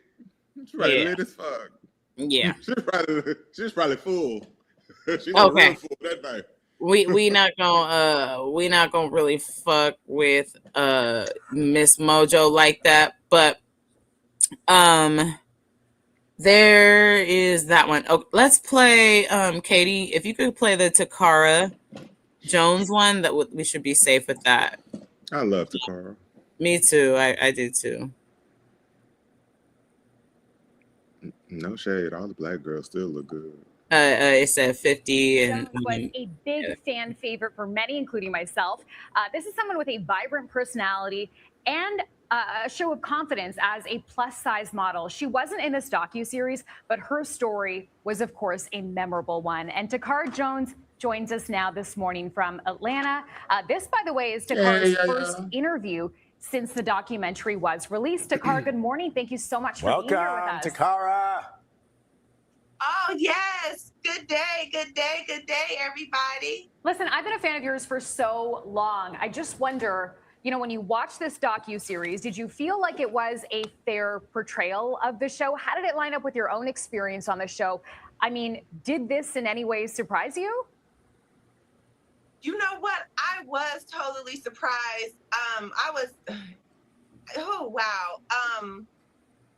It was tough. It was tough because it did not line up with my experience. And I think that is one of the reasons why I wasn't on the documentary, because I don't have anything bad to say about Tyra. So I think that's why I'm not in the documentary. And then when I seen that even Yaya wasn't in the documentary, I was like, hey, I'm in good company. Okay. Yeah, because as you know, Takara, there was a lot of criticism after the documentary. Press pause there, and then you can go to the next timestamp. So yes, so Takara, for our audience, if y'all didn't know her, I forget what cycle she was in. Maybe they have it. She was cycle 3. Her, yeah, Eva, yeah, same cycle. Okay, yeah, okay, that makes sense. And she'll explain this later in the next clip, but like she was the first like plus size model on there, and she'll tell the story herself, but they were terrible to her, Whitney, and the other plus size models. They wouldn't even attempt to get them no clothes and things like that, and she ended up getting eliminated pretty much for not being able to fit anything, and then ended up kind of low-key being one of the most successful ones out of all of them, even though she didn't win the show. She was in Vogue. Yeah. She was still hella around. Her, Yaya, Eva, I mean, I guess that cycle did good with that. And then of course, like the later cycles, like India Gantz is one of the people that isn't on as a winner, which is weird in that like list. But like the girl with the hair, I see her a lot. Winnie Harlow. I think that cycle, season 3, was probably the last, I guess you can say, genuine cycle. Like it wasn't about TV. It was about, you know, actually trying to get the girls on and actually show how it is in the industry. And I think they weren't quite lowering them into graves and doing like suicide, bulimic photo shoots. I think it got into the storytelling and TV up around 4 with Kenya and Tiffany and all that stuff. Yeah. No, I agree with you. There definitely was a shift. Sorry, I'm just closing the door. Oh. Y'all say hey to Archie. Come on, Fresh Cut. Talking to my cat. She keep moving in and out, and I can't do it. You see this one over here photo bombing. Yeah. Oh my God, what a cutie. Sit down. But yeah, let's check out this next clip from Takara, because this explains like her experience with just even trying to get clothes and stuff. Plus size girls to ever be on America's Next Top Model. And when I came in, the styling was terrible. They wouldn't have my size. They would pull out my clothes last. I wouldn't even have a rack. All the girls would have racks of clothes. They would have options. And it was like, here, this is what you're going to wear. I remember even when we did a shoot for La Perla, we had to do the lingerie. There was nothing in my size. I can't fit their bras, their underwears. I had to wear a robe. And I don't even know if the robe was the correct size, right? I think I was busting out of the robe. And then it was that time where the stylist pinched my back. I wanted to smack that. Yeah. Fill in the blank, however way. What do you mean? What do you say he pinched you? You mean he pinched your? No, she pinched me. She pinched me on my back, and then we got into it because she wants to tell me, do she think she can find a rack of clothes in my size? And I'm like, how? Why would you? I wear clothes every single day. I get dressed every day, honey. I'm fabulous every single day. How could you not find clothes in my size? What is going on, darling? I just wonder if some of those moments were painful because, you know, I think that you have defended Tyra in the past. You and your Bob over here. First off, she looks absolutely amazing. She looks gorgeous. Yeah. I mean, the same. Don't she look better? Like, I know, just completely. I mean, this era of style has really fits her well. But yeah, that's the same thing. And I mean, I'm stunned that Whitney was even able to win because they did the same thing to her. They would always have some old weird outfit, like one little thing that she could fit into, even though like there's plenty of clothes down the street right next door that she could have gotten for her. But look how long it took for that. That was what was that? Cycle 10? Yes. It took 10 years to get a plus size winner. And I think she's the only one. The only one. And then that's when they started doing like adding the males and the British and they added everybody but a plus size for hella long, and then they started adding everybody, like dudes with weave beards and stuff. Like, and niggas actually do that. I mean, that's a real thing. They got I didn't wigs. know that. It wasn't just on top model. That is an actual real thing. Nothing is real no more. Okay, they got lace front beards. They got lace fronts for dudes. Like, how does that work? Do you glue it? Yeah. Look it up. I'm telling you, it's an Instagram or YouTube video, and it shows you how they put them on. And to look at them, you would never know. Okay. Well, hey, it seemed itchy, but I ain't doing all that. This hat is hot. Oh my God. But that was like the first weave beard that I had ever seen. And that thing would be hanging off. And they like kind of made him wear it. Like, I want to hear his story. But was he in the same one? No, I think he was. Weave beard was in the one where Jordan, the girl one, the white girl one, Jordan. That was the first co-ed. He was in the first co-ed season. Yeah. Was Tyra in that one, or was that still Rita? Tyra was only not in one season. That first season on VH1 was Rita Ora, but even Tyra, she made an appearance because she introduced Rita. And then I guess that wasn't working out. So that next season on VH1, Tyra was back. Tyra was back. Okay. Yeah. And then that's when Jordan won. And then the next one, Keith won, the black dude. It was the top 3 finalists of that one were all men, actually. It was Adam and the like short kind of frat boy dude that kept getting drunk on the damn show.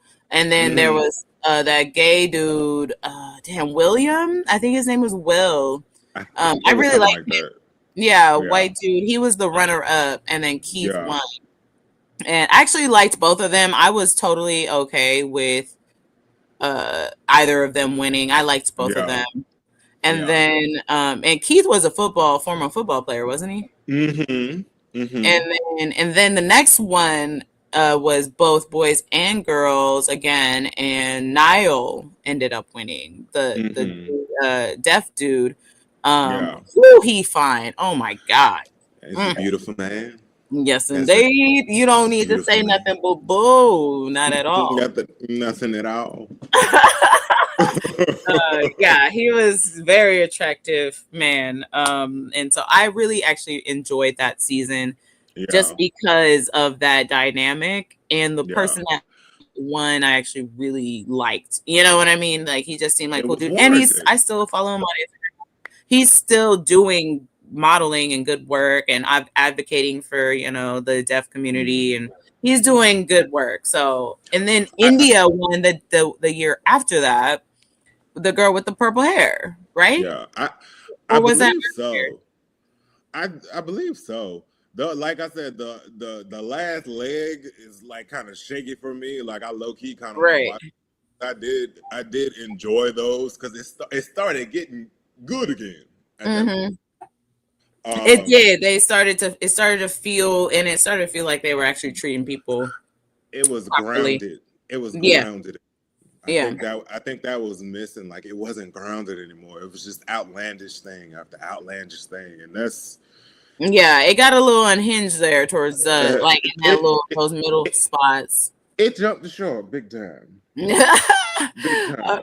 Yes, of course. Okay, so I think we only got our last one here with Tiffany, Miss Tiffany. Oh Lord, she fighting with Funky Dineva online. I don't know if you've seen it. Funky wore her out though. Apparently Okay. Yeah. Tiffany gives me lost soul energy. I spoke to Naima, and Naima said from her perspective, she felt like Tyra was just being a mother chastising her child. That's how she saw it. Y'all, and go watch the live. Did you feel maternal energy from Tyra, or was it a different from you? Like, did you feel like she was coming from a place of caring about you? Like, oh my God, Tiffany, like, why aren't you taking this serious? Why aren't you, like, I really wanted this for you? Well, like I said, Naima's a fake deep type of girl. That's her energy. She's like fake deep. She's like always going to say what she thinks she's supposed to say. And that's her opinion. That's cute. But if you really cared about me, like, cause like I'm a mom, And if I yell, I tell my kids what it is. I give it to them. You know what I'm saying? I whoop, whoop, whoop. But first of all, I'm not gonna humiliate you. Like, I'm gonna cuss you out, but I'm gonna help you fix that. Tyra was never really there. So if me and you wasn't really like that, then don't come at me like that. Like, if you were there along the way and you were helping me and you're like, Tiffany, I've just been giving you so much game and I've been giving you so much knowledge to handle yourself and I've been giving you this and showing you the way, then, you know, yell at me. I'm gonna stand up there and I'm gonna take, because I'm gonna feel like, damn, you done did so much to me and I should have learned from it. But you ain't never taught me shit. And then you think I'm gonna sit up here and you yelling at me like this, thinking that I'm you're being a mother. How, sis? You're not being a mother to me. You got your little moment, you got your little ratings up. She didn't come in, like I said, the next time I spoke to her was when she came to the hotel with her mom, and that was just like damage control. Because like I said, when I left out, it was fuck top model, fuck everybody on it, and it was. But your actions show that. If it was no love, if you saying it's coming from a maternal instinct or whatever the hell she said, then you would feel some type of love. She didn't even get that. So Naima's just being Naima. That is a sickening picture. What do you remember the reaction from the judges? If you okay, you can thought pause it there, Katie. Thank you. Like, huh? Like, what'd you say about the picture? No, I was saying that picture was sickening. They were like snatched in that picture. Oh, I know. Just gorgeous. So pretty. I love the end of the year photos. Oh my god, or the end of the season photos. Those are so. I mean, one thing about Tyra, she knows she is absolutely stunning. I mean, I will stop and look anytime I see her. I don't care how crazy she look. Like, I'm like, oh my God, right or wrong, the bitch is a supermodel. Yes, I mean, I'm looking. I can't even help. I didn't even know. I just felt the pull, and I was like, "Oh my God, stop!" For real, shit. But yes, big forehead, no. Yeah. Like Rihanna for me, I'm just like, huh? Right. Oh my God. You Rihanna, huh? Good. All the time, the eyes. I don't know what it is. But no, like that whole thing with Tiffany, I remember that episode and being like, what is happening? And being completely just like, oh geez, like this is crazy. I was like, I didn't know if it was real or not. I was like, what's happening? Because like sometimes, and I still do this to this day, when somebody's talking, I'll look behind them and look at and I was looking at the judges, and when I saw them, I was just like, oh no, this shit is really happening for real. Yeah, they weren't expecting it. And I was rooting for you. and to be fair, I feel like she was, but that was the wrong way to do it. I feel like she low-key snapped. Yeah. You know, I think because Tiffany was all nonchalant about it, it pissed her off. And she went in on her. You know, right thing, wrong thing done for the right reasons is still the wrong thing. You know what I'm saying? Yeah. So some of what Tiffany was saying in the video, it was valid. I understood what she was saying, but I do think it came from a somewhat positive place. I don't think she was trying to quote unquote embarrass her. I just think she did the wrong damn thing. I just think she pissed off. Yeah. If you go into that interview more, there are a lot of things that, again, what Tyra seems to have an issue with, even if her intentions were good or something, she has an issue with confronting people. Yeah.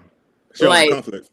Yeah. Like, it's like she will just kind of skirt you instead of having that conversation, because there are a lot of, like, how are you going to hit up Danielle 15 years later talking about, oh, I should have said something 15 years earlier? Or how are you going to do that to, or Shandy, Oh, well, I don't remember. Bitch, you remember. It was on film. We seen it. We just seen it right now. Like, they didn't show it to you right now. You showed Shandy when Shandy told you not to show that shit on your on talk show. show. Nah, that was some bullshit. That was messed up. But Shandy said she told her she didn't see it, she didn't want to see it, and they still played the damn He clip. still did it. So don't act like you don't remember no fucking Shandy. Okay. Like, if she was over here looking over here, like seeing if Shandy was gonna pop out the sky to see if she could remind her who she was. Girl. But you know what? A person that is not good at conflict resolution or doesn't like conflict, they have no medium. They either real extreme or they shut down. And I think that's Tyra. In Tiffany's case, because she was pissed, she went the extreme route. Right. In Jay's case, because that was personal and they had an actual relationship, she shut down. She has no medium because she has no conflict resolution skills is what I see. Not excusing what she did, but them just the facts. You know what I'm saying? That at least that's how I see it. No, I agree with you. So there were a few things that we were supposed to show, but Miss Mojo, of course, probably won't fuck with it. So I don't want to fuck with it. And so that was our last one. So instead of doing that, I want to ask you one more question. So after watching that doc, knowing that there might be a Cycle 25, knowing that there's another documentary coming out, and in just your whole kind of experience, and there's so many people involved, and please do not forget, dear audience, that like now we're starting to get tied into this modeling industry and these Epstein people. And so that's something I want to keep an eye on as well. So with all of that, and when it comes to the judges, when it comes to the contestants, when it comes to Tyra, like, what did you really kind of pull together at the end of that? And what are you hoping to maybe see? Or are there unleft questions or answers to your questions? Or like, just give me the whole final. I mean, in terms of the doc, it didn't really move me, and I'll tell you why. Certain parts moved me, like Shandy's situation moved me. You know, like Miss J's situation. You know, that moved me. Those things are impactful, and you know that's staying with you no matter what. Certain things I had previously heard before over the years, because like I said, this is not the first doc situation they've had. E did one years ago with some of the girls, and we heard similar stories. But I think overall, like I was saying earlier, it could have been so much more and could have been so much more impactful if the focus of it was on the healing. If they actually brought these girls together, if they actually brought the judges together and had a real dialogue, a real conversation. And like we were talking about earlier, I hate the editing of it. The editing of it for me kind of discredits parts of the doc, because I'm like, okay, is this really how you answered that question, or is this how they placed it? That really kind of you know, it takes you out of it too.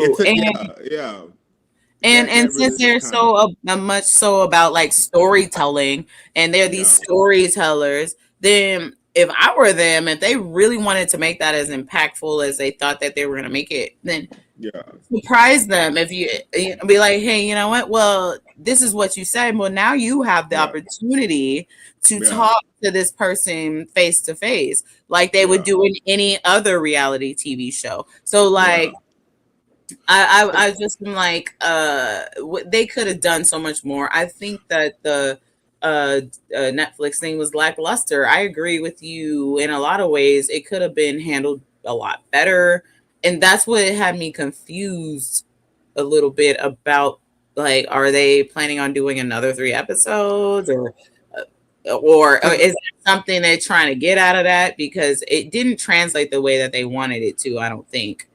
Because at the very least, Nigel and the Jays could have met with a couple of the girls.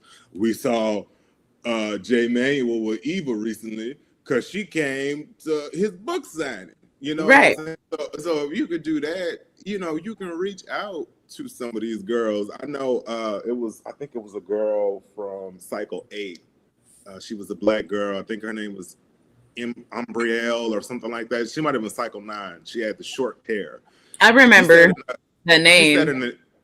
She said in an interview, maybe this is a few years ago, like she had saw Jay at an event and he didn't even really want to talk to her. He was rude, et cetera, et cetera, et cetera, et cetera. It wasn't a positive experience for her. So it just calls into question, like, what was the real purpose of this if y'all weren't going to take it all the way? Exactly. And to answer your question about the Cycle 25, allegedly, I question, I mean, it's reality TV. You always gonna get people that want to sign up and be on the show, period. But how is it gonna be different? How is it gonna be better? Like, are people even really still into it like that? Because we're living in a world of Instagram models, social media models. You don't have to have talent to be famous no more.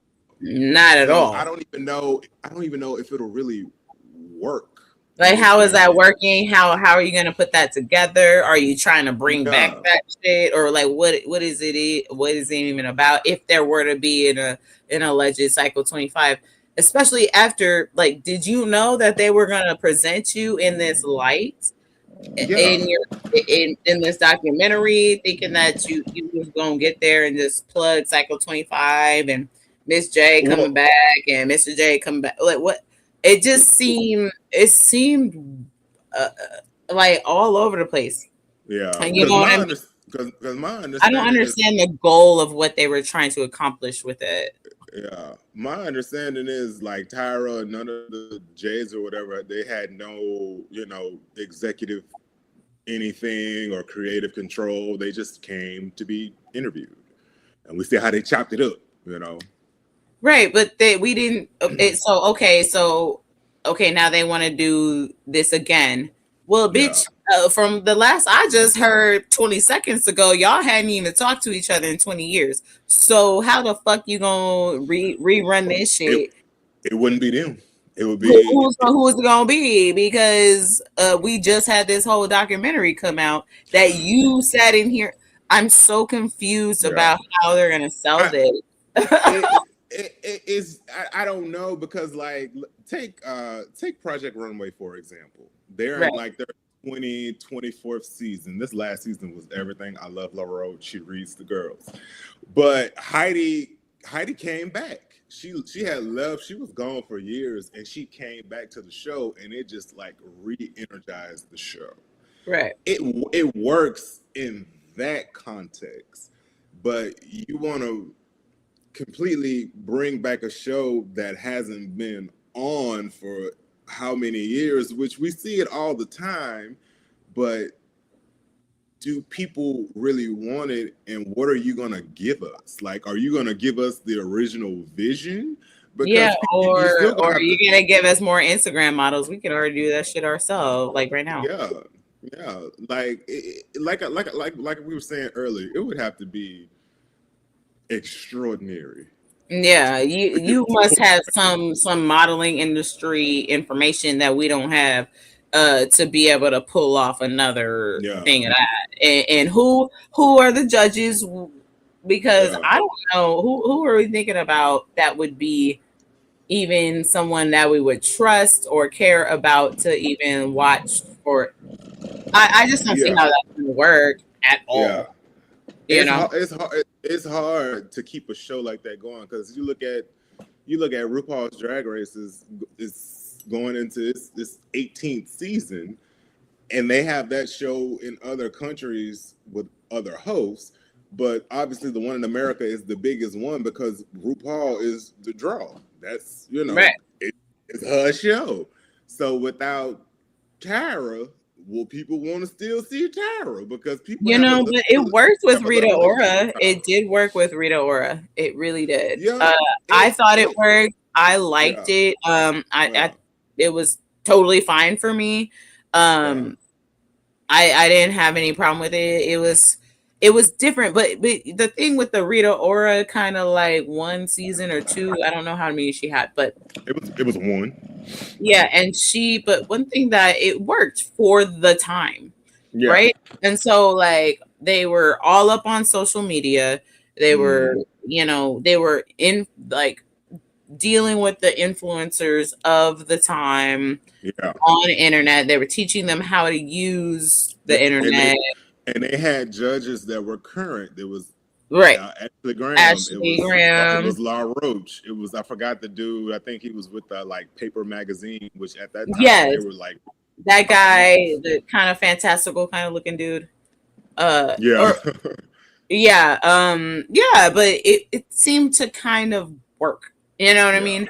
It wasn't like, oh my God, this is Tyra Banks. I had no idea who Rita Ora was, but I thought she was cool enough to go ahead and run the show if Tyra was going to come back. And then I thought it was weird that she was only there from 1 season.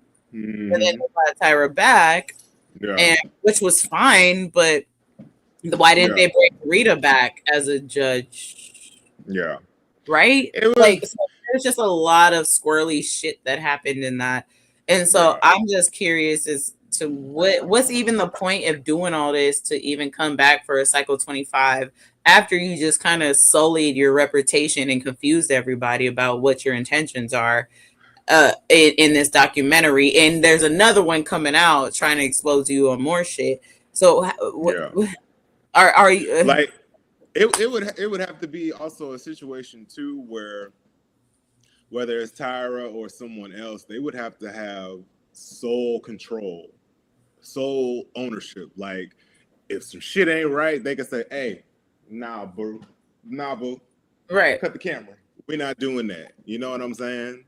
Right. So or leave it in the grave, just leave it alone, or actually transform it into something that people feel comfortable watching. First of all, since y'all been on some old bullshittery, like if you're gonna really bring it back the right way, and people will be down for it, or just leave it where it's at.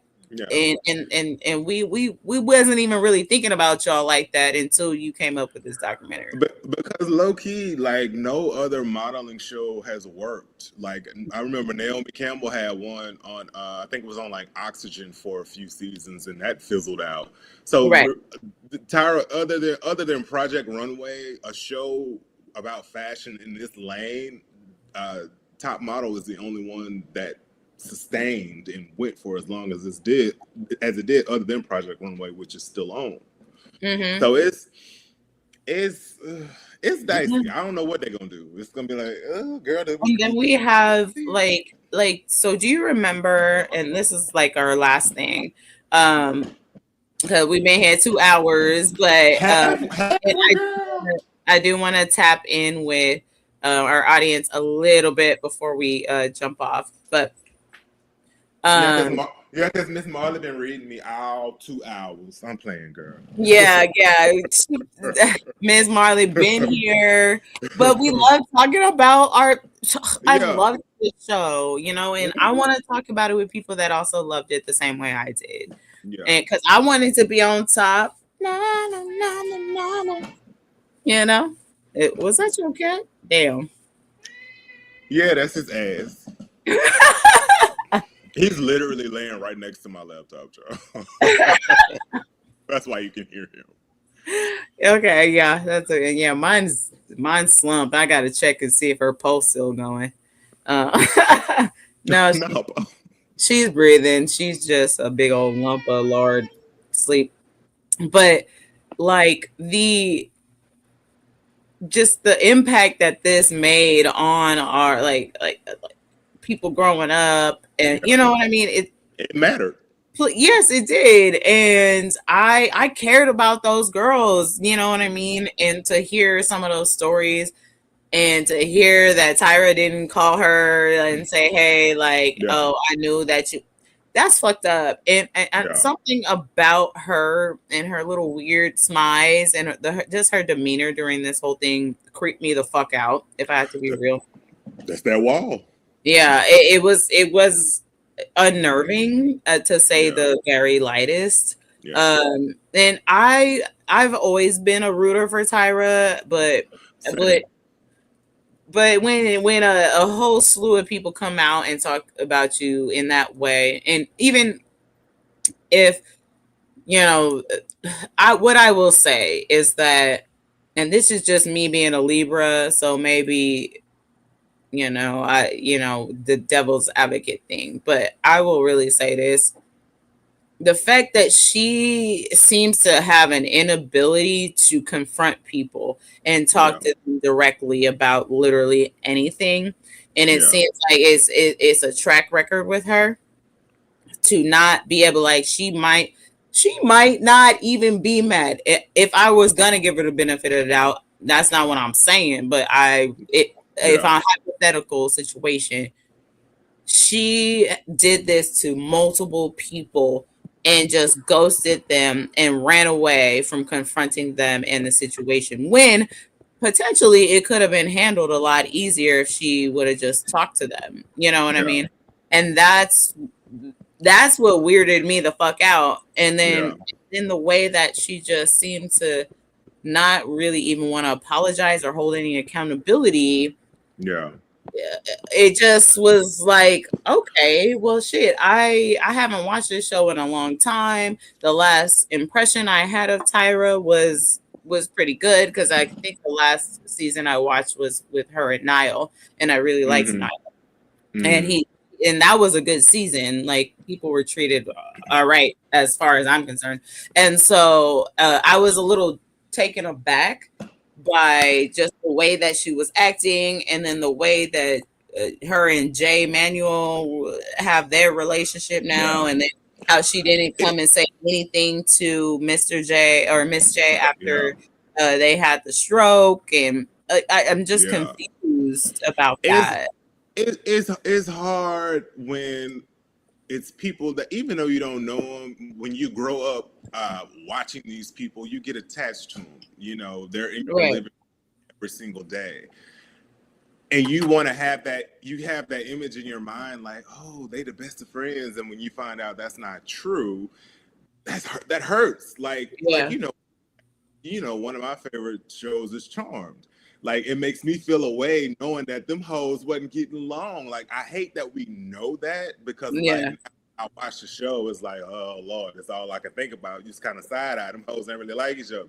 So I understand exactly what you're saying, and I think the only way Tyra has to have some humanity. She has to show her humanity. No lights, no cameras.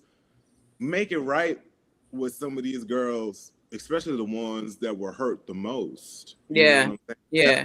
That's the only way that anything can happen going forward. And especially Shandy. Like, come on now, dog.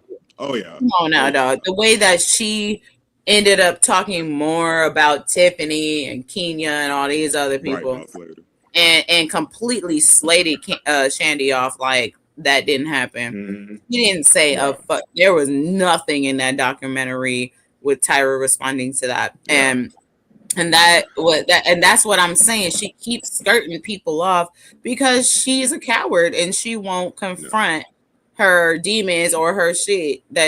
And for some reason she feels, I don't know what it is, because I haven't been keeping an eye on the bitch. Like, once the show stopped, I was like, okay, going on about my life, love the show, whatever. Like, I wasn't really expecting to hear anything about America's Next Top Model ever again, besides unless I went back and watched it myself.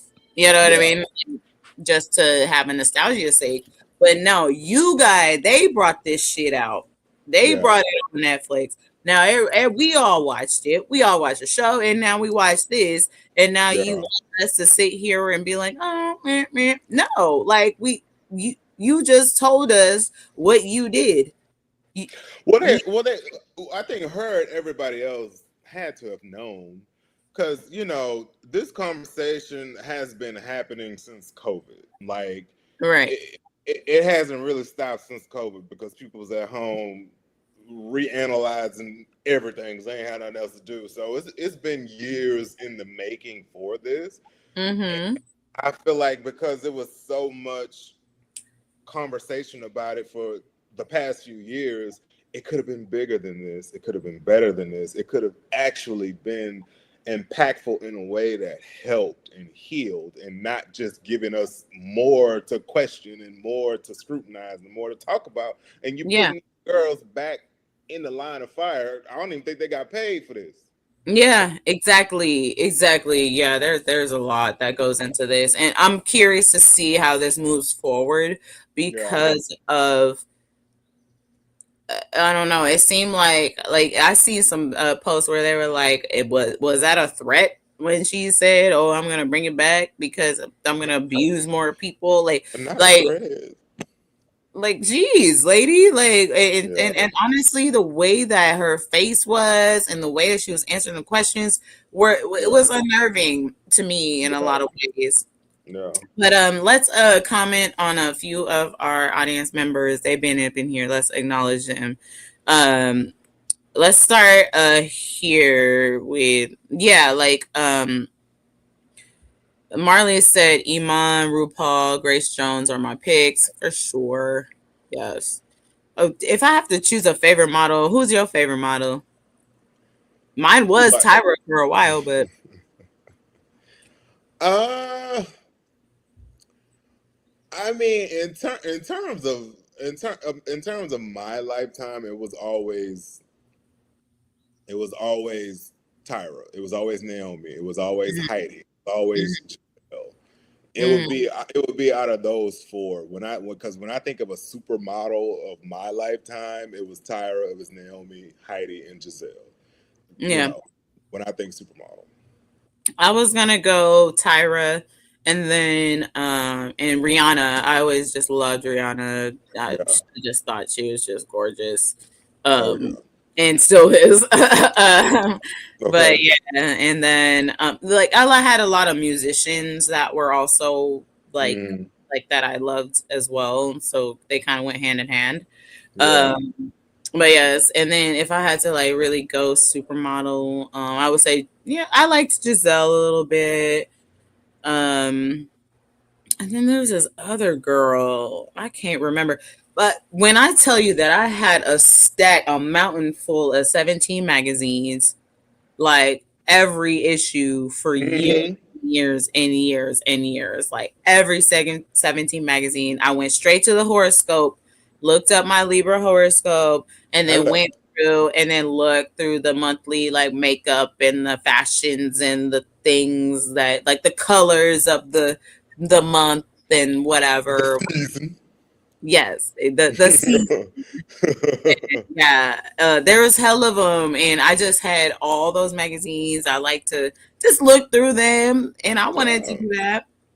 Yeah, all of them, and so it's just. But yes, I think Rihanna is just a mogul, just beautiful, gorgeous. She's been my favorite. I love Ree, but my girl B, she got my heart. I've been down. I've been down since 97. You're from Texas. I've been down since 97. You from Texas. She is very, very close. But I had to choose my Riri. I don't know. Maybe it's the big forehead and the. But who is stunning? Huh? Motherfucking Kelly Rowland is a goddess. Oh yeah. I went to the Brandy and Monica show here in Houston, and she was one of the acts. Oh my God, that concert was everything. It was the guy from that won American Idol, the black guy, I forgot his name, could sing his face off. He was one of the first. Ruben Studdard. Not Ruben Studdard. No, the new American Idol, the black guy that won last year. I forget his name. I haven't caught up on that one. He can sing his ass off. He was one of the openers. Keisha Cole was there, which she sounded great. She looked great. You know we have Keisha Cole Day out here, right? Of course. Oakland.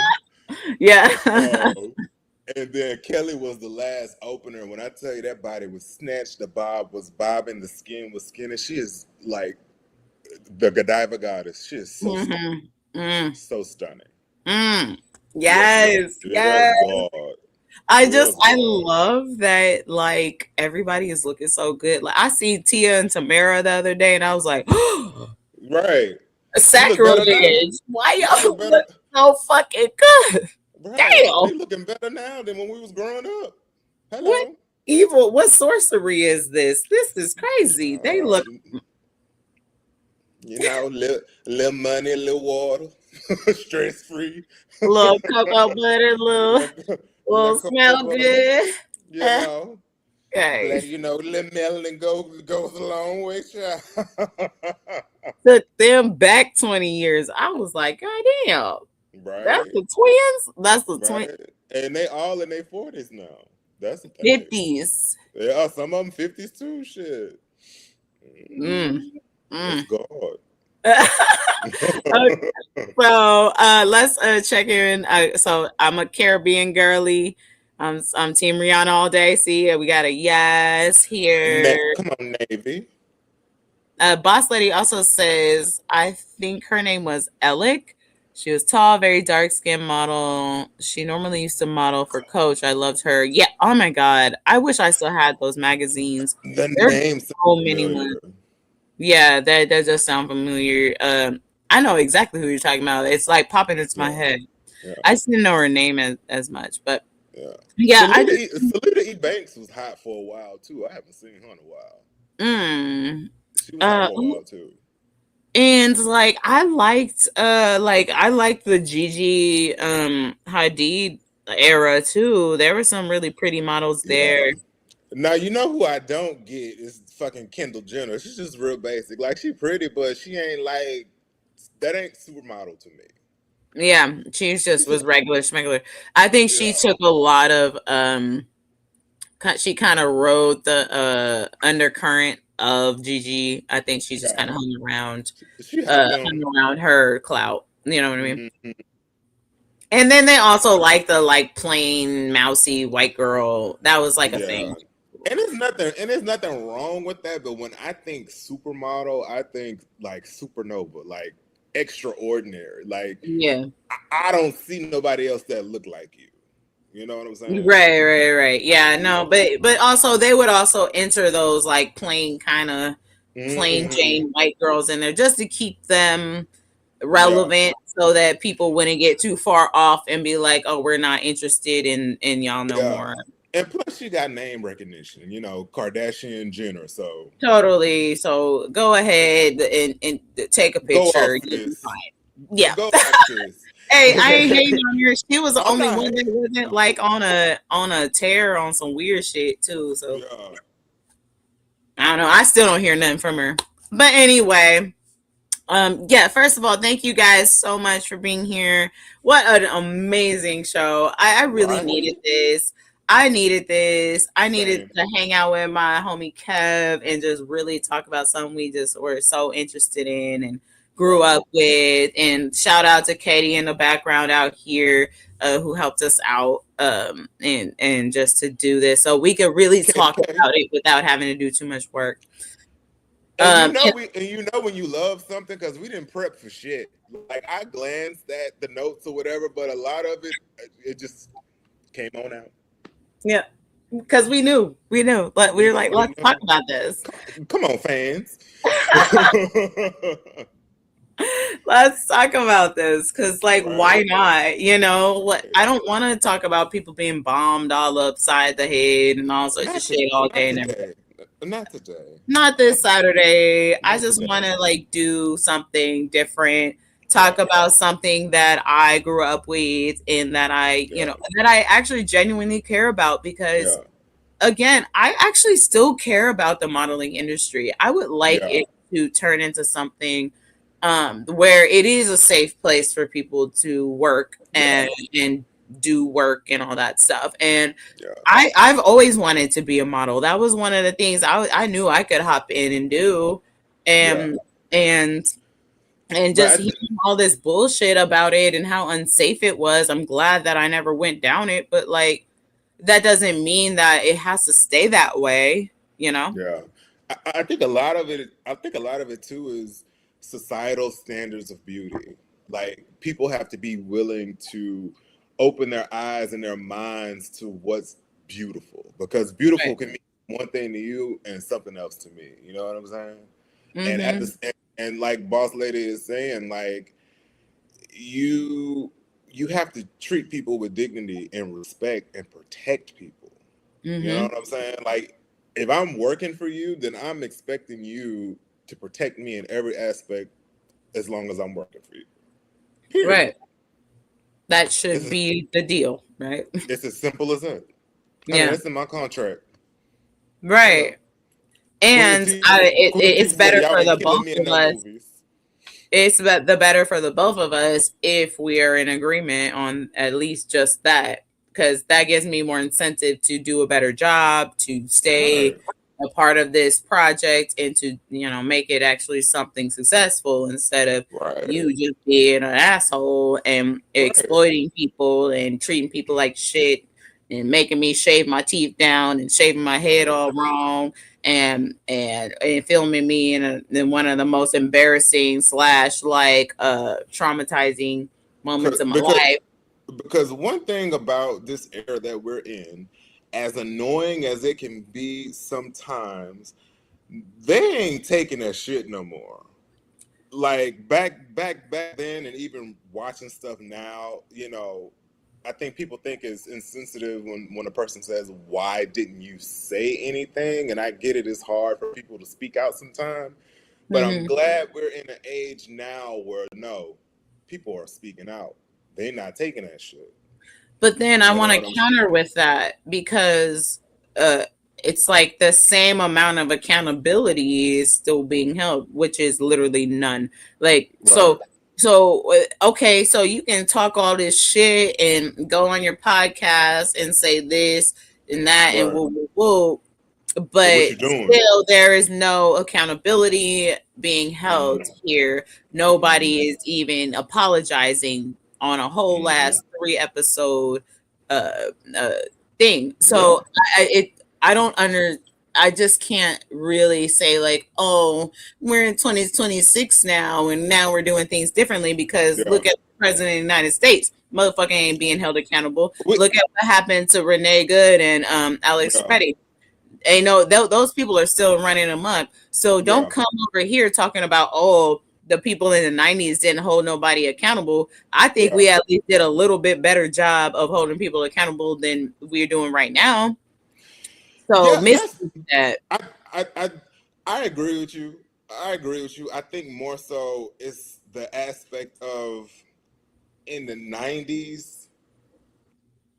I think because we quote unquote know more and have more access, people feel like they don't have to do as much or hold people as accountable. As far in the 90s, like you had to literally go through hell and go through the channels to get the shit actually done.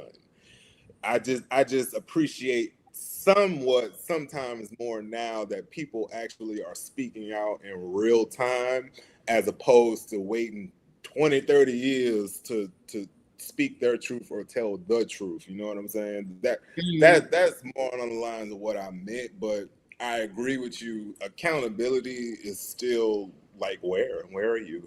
Page me, call me. Yeah, please let me know if you're still alive. Please send an SOS. We would like to help you.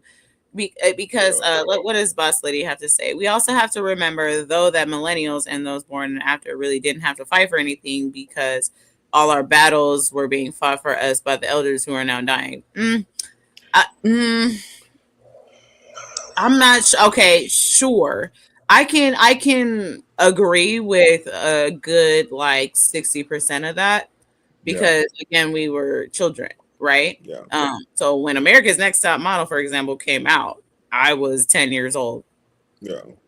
So what am I supposed to do? Of course, you're supposed to be fighting and doing things for each other. But what about the experiences that we've experienced the entire time that we've been alive and growing up? Like, don't forget that I was 11 years old when 9/11 happened, or at least somewhere around there, maybe even 8. And also too, you know, boss lady, you're right, but we're also still fighting the same battles. So yeah, the elders, they laid the groundwork, but the battle is still raging on. The war is still raging on. You know, we got a few ceasefires, but we're still fighting the same battles. So I understand exactly what you mean, but we shouldn't still be fighting the exact same battles.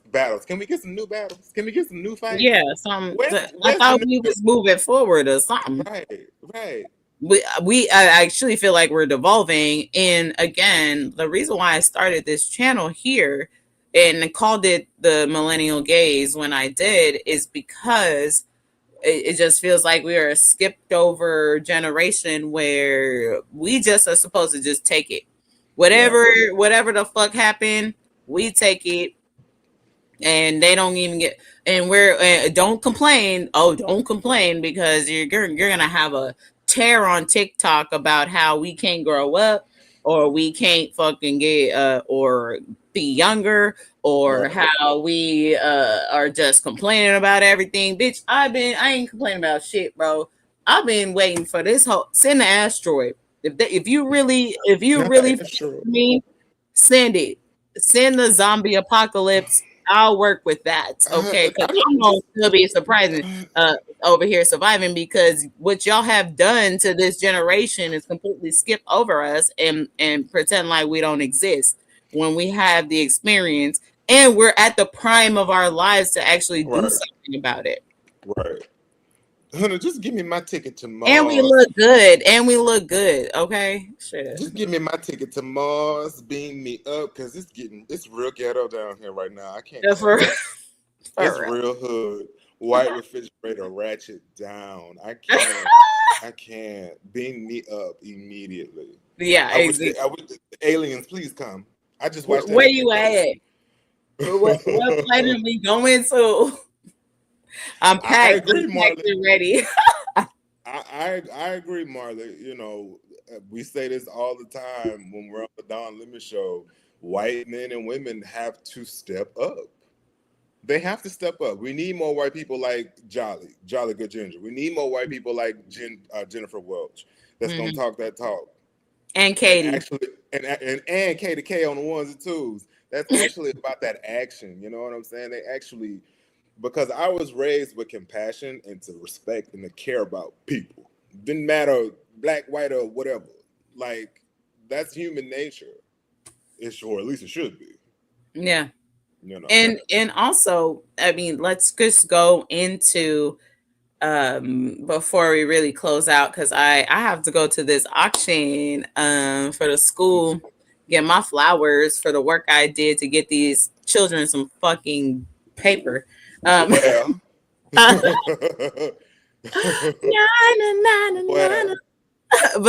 on time. Wanna be on top.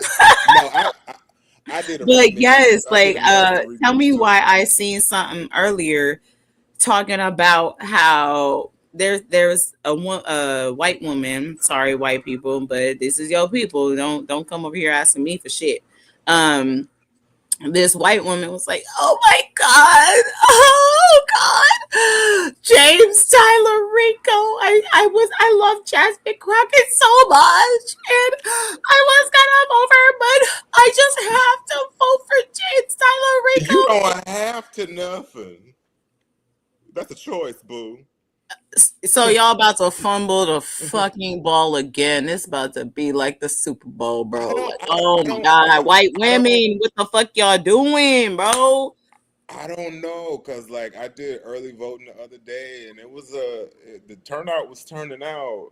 You know, the poll. I don't believe polls, but the polls are saying that she's ahead of him in double digits for the primary. Well, I hope so.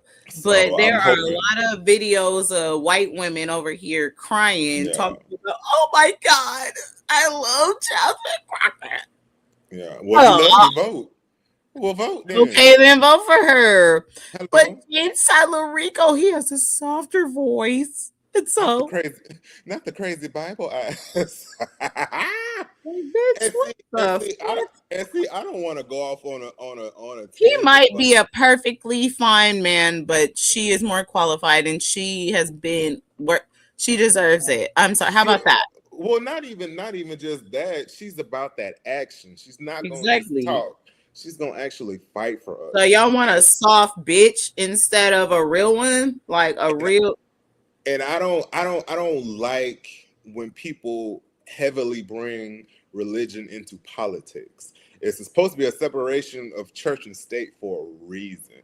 And he brings and there's nothing wrong. I believe in God. I'm a spiritual person. All that, but I don't like when people bring it into politics, because for me it comes across as weaponization. It comes across as, oh, I'm the Christian, so you gotta vote for me. I don't like that. I don't either. I don't like that at all. But the thing is like, how many times are you gonna fumble the ball? How many times are you gonna betray a certain group of people who've been telling you, and then you come over here talking about how much you love somebody or how much you about to really be down, and then you switch the fuck up, bruh. Okay, do this shit one more time, white women. You're done. You're fucking done. We leaving you to the services of your white men who have been terrorizing for your ass for years. Okay, that's what the fuck we about to do, and you will not be looked at twice. You're gonna fucking be at the mercy of your own fucking people. How about that? We've been trying to fucking warn you, and every time you don't waste our time no more, because you come over here talking about, oh my god, yeah. Okay, bitch. Okay, then prove it. But you never do. You sat there and went up 65% of you bitches went up in there, said that you was gonna vote for Kamala Harris, and then went up in there and because your husband scared the shit out of you because you a bunch of fucking raggedy bitches with no courage to knock your man out or fucking bust a cap up his ass if he whoops your ass every fucking day, huh? If that's not our fucking problem, so go in that voting booth and vote for who the fuck you want to. And if you got a problem, then confront him. That's not our fucking problem that you're fucking cowards. Bunch of punk ass bitches. Fuck. Damn! That was perfect timing, Katie. You did that. Clip that shit. That was great. I literally said it at the same time they said it. Sorry, that's just how the fuck I feel, man. Like that. I mean, it's true. It's true. Those are. Don't make excuses. Do the right thing because it's the right thing. Vote for the right or person. Or do the wrong thing and say you're gonna do the wrong thing, so we know who to fuck with and who not to. Or that too. Whatever gets you there, as long as you're in the right direction this time. please and thank you. For management. Okay. Oh my gosh. Okay. So we have gone on, and actually this was so fun. I didn't mind that I had a good fucking 2.5 hour long show talking about ANTM. It didn't feel like 2 hours. Not at all. And this is what I used to do. This is how I initially got on YouTube.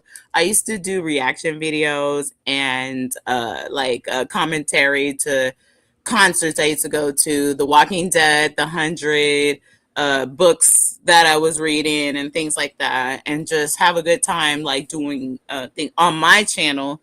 And then it kind of turned into more political commentary and how I got here. But things like this is what my whole initial channel was built off of, was just reviewing and just having a chill kind of session. No, it was fun. And I'm glad we did it. We were talking earlier before the show. I was kind of hesitant because of everything that's going on today, but I'm glad we still ended up doing it because I didn't realize how much I actually needed it my damn self. You know? Yes. So I'm glad we definitely did it.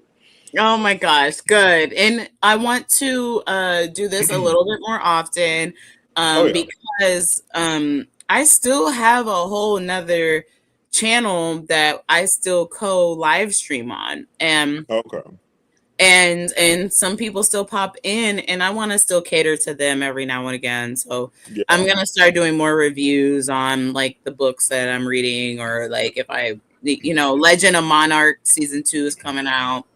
Yeah, I'll talk about that, or you know what I mean, and just kind of still kind of do that sort of work, just because those people are still there. Those are still my friends that I do miss hanging out with and things like that. And anytime you want to come on and talk about whatever is pop culture, like we can make a Saturday show out of it where it's just more chill and just things like this, because I think it's important to disconnect from this vile, foul fucking shit that we are in every day. It's been making me physically sick. Yeah. We have to, even in the midst of chaos, we have to remember to honor ourselves and pour into ourselves and focus on the things that we actually love and enjoy. Like, I'm a person that loves all things pop culture and shit. That's why I do my editing, because I just love doing it. I love reimagining and telling stories and shit. So it's necessary, especially in times like this, because we'll go crazy if we don't. Oh yeah, I mean, we are already crazy, and we go crazy. Protect your peace at all costs, y'all. Anyway, Katie, did you want to pop in and say hello to the team? And if you don't, that's fine. But before this is over, I'm gonna need a whole lot of serious therapy. Look at my eye twitching. Yeah. I was going to say thank you, Katie, for hanging in. She did not have to do this today with us. So much, Katie K. Yes, that is my business partner and my friend and my sister. She did a great job and is just always so great at everything she does. And don't forget, we will be here tomorrow, or not tomorrow, Monday, 4:30, Thursday, 4:30 Pacific, 7:30. What's the one? Eastern Mountain. One of them, child. One of that way side. That way. And we're always here. Me and Kev, our lovely Kev, be on the Don Lemon show. I'm so glad that I was able to grab somebody to talk about this with. And I was gonna do it by myself, but I was like, no, I think I should wait and find somebody that cares and loves. No, because I randomly saw it in the chat and I clicked on it, because that chat be moving for Jesus, and I was like, oh, finally something else. And that's why I responded. I was like, yeah, girl, I seen that shit.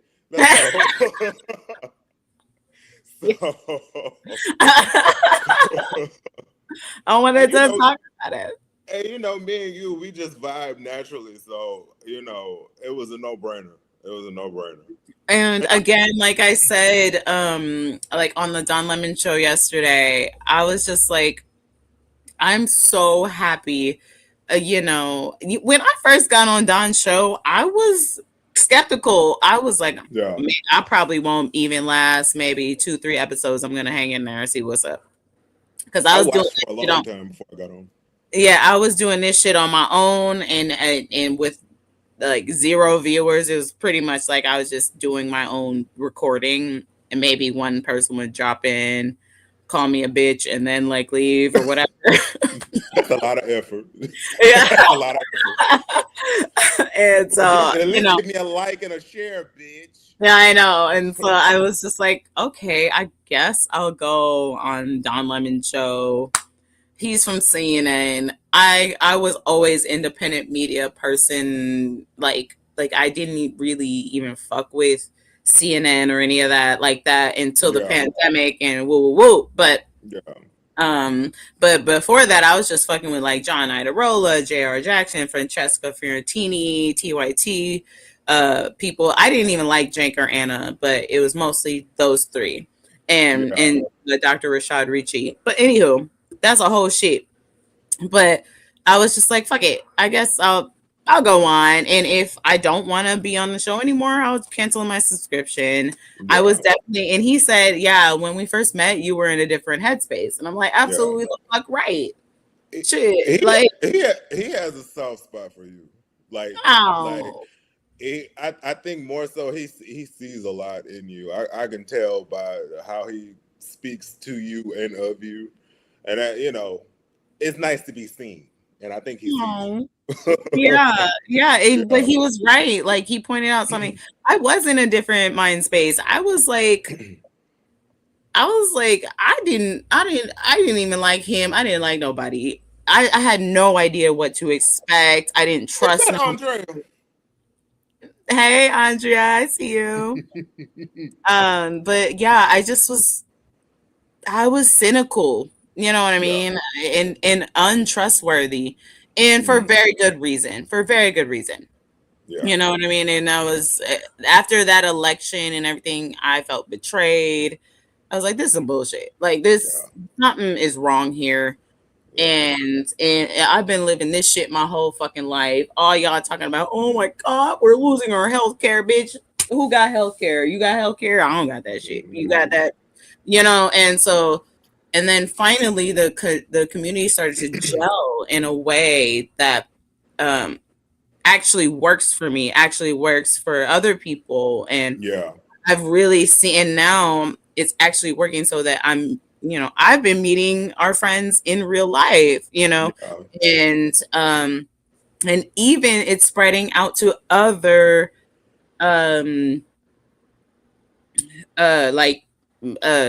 people, content creators. That's the word I was looking for.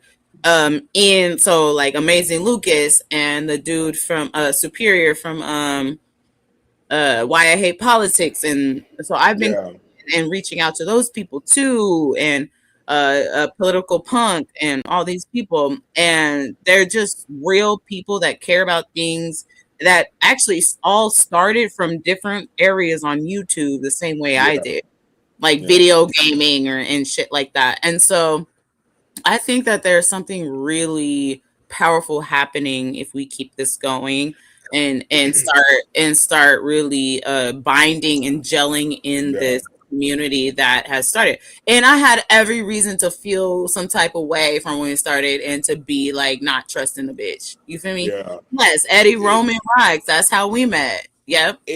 You find your people in the strangest ways. I was never, I guess you could say, a community type person, and just to be embraced by everybody, it means a lot. I actually care about y'all. And I don't even like people like that. I'm good with people, but I don't necessarily like people. Me too. I actually care about y'all. I fucks with y'all. Like when me and Democracy Jesus met, oh my God, we were just in the longest, biggest embrace, and just, oh my God, Democracy Jesus was lovely. Baby. And fabulous and sparkly, smells good, hair popping, looking like a Pantene commercial. Herbal essence, you feel me? Ooh,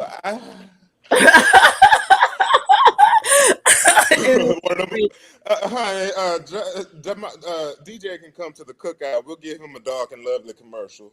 And he just has the cutest, most adorable, like, just accent and voice, and so passionate. And to the point where he closes his eyes while he's trying to bring out all of the passion within it. And I love it. Oh my God. And we just had such a wonderful time. And he introduced me to some friends that he has that live out here. So now we all connected. So we're all connecting each other to other people. And then the homie Rich might be out here tomorrow. I mean, I'm starting to really meet people in person, and it's so nice. It's making a huge difference. So, hey, you coming out here for your birthday? Where are you going? I'll be in San Francisco for my birthday. I am in Oakland, right across the bridge. Girl, if you need a place to stay, I have a 4-bedroom house. You can come stay here. Oh, it's me, my husband, and my best friend is going. And my best friend, he works for Hyatt. So, child, we could stay anywhere. Oh, my God. Well, let me pull up on you. At least let me come have a drink and blow out a candle or something. I will send you the info of the hotel that we're staying at. If you could pull up, please pull up, child. Please do. Quickly. Quick in a hurry. I'm barting over. Because I think we'll be there. We get there, I think, Friday, and we're leaving like late Monday. Oh. Yeah. That's quick. That's quick and easy for me. Oh my God. Because I'm hella quick over like in between the city and Oakland. So it's like not even a big deal. Okay. All right, let's get everybody out of here. Kev, your hat has a Gap Band vibe going on there. This is my Renaissance hat, child. When I went to the Renaissance concert, I had on my whole little fit. And make sure y'all follow at Kev Creator on all platforms. Please do. Please plug yourself. Kev _ the creator. Is that it? Yeah, that's it. Kev _ the creator on all platforms. Please be sure. I mean, some of the edits are amazing. Oh my God. Great work. And just a lovely person, you guys. Just someone to follow. And thank you so much for being on the show today. And we went 3 fucking hours. And 3 fucking hours. I don't give a fuck because this is so fun, and this is what we doing now. Okay, so I need your best smiles. I need your best smiles. I need your best pose. Na na na na na na na na na na na. You wanna be on top?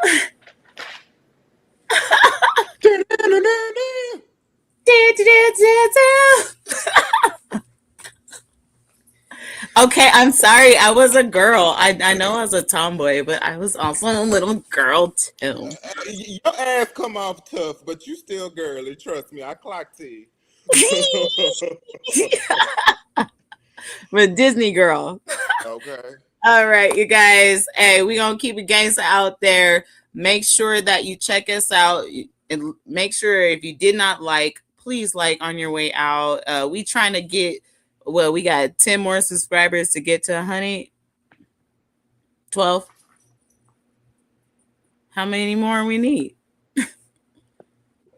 Katie pulling up. We hit 100. It's 102. Wait. Outspoken white woman is correct. I didn't know that. I was looking during the show. We hit 102. Oh my God. Yay. Let's go. We'll celebrate it more on Monday. We'll make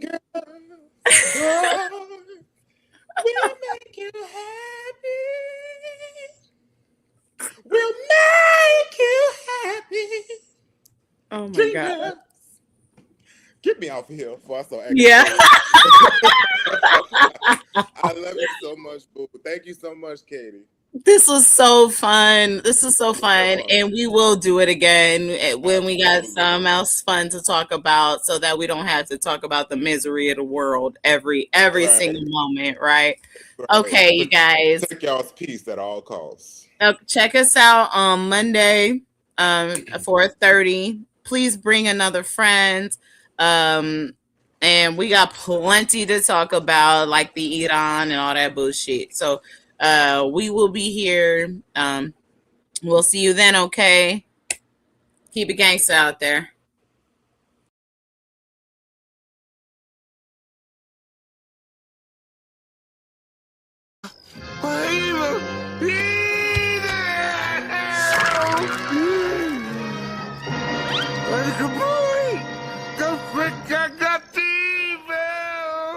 All I said was there's evil afoot. Evil!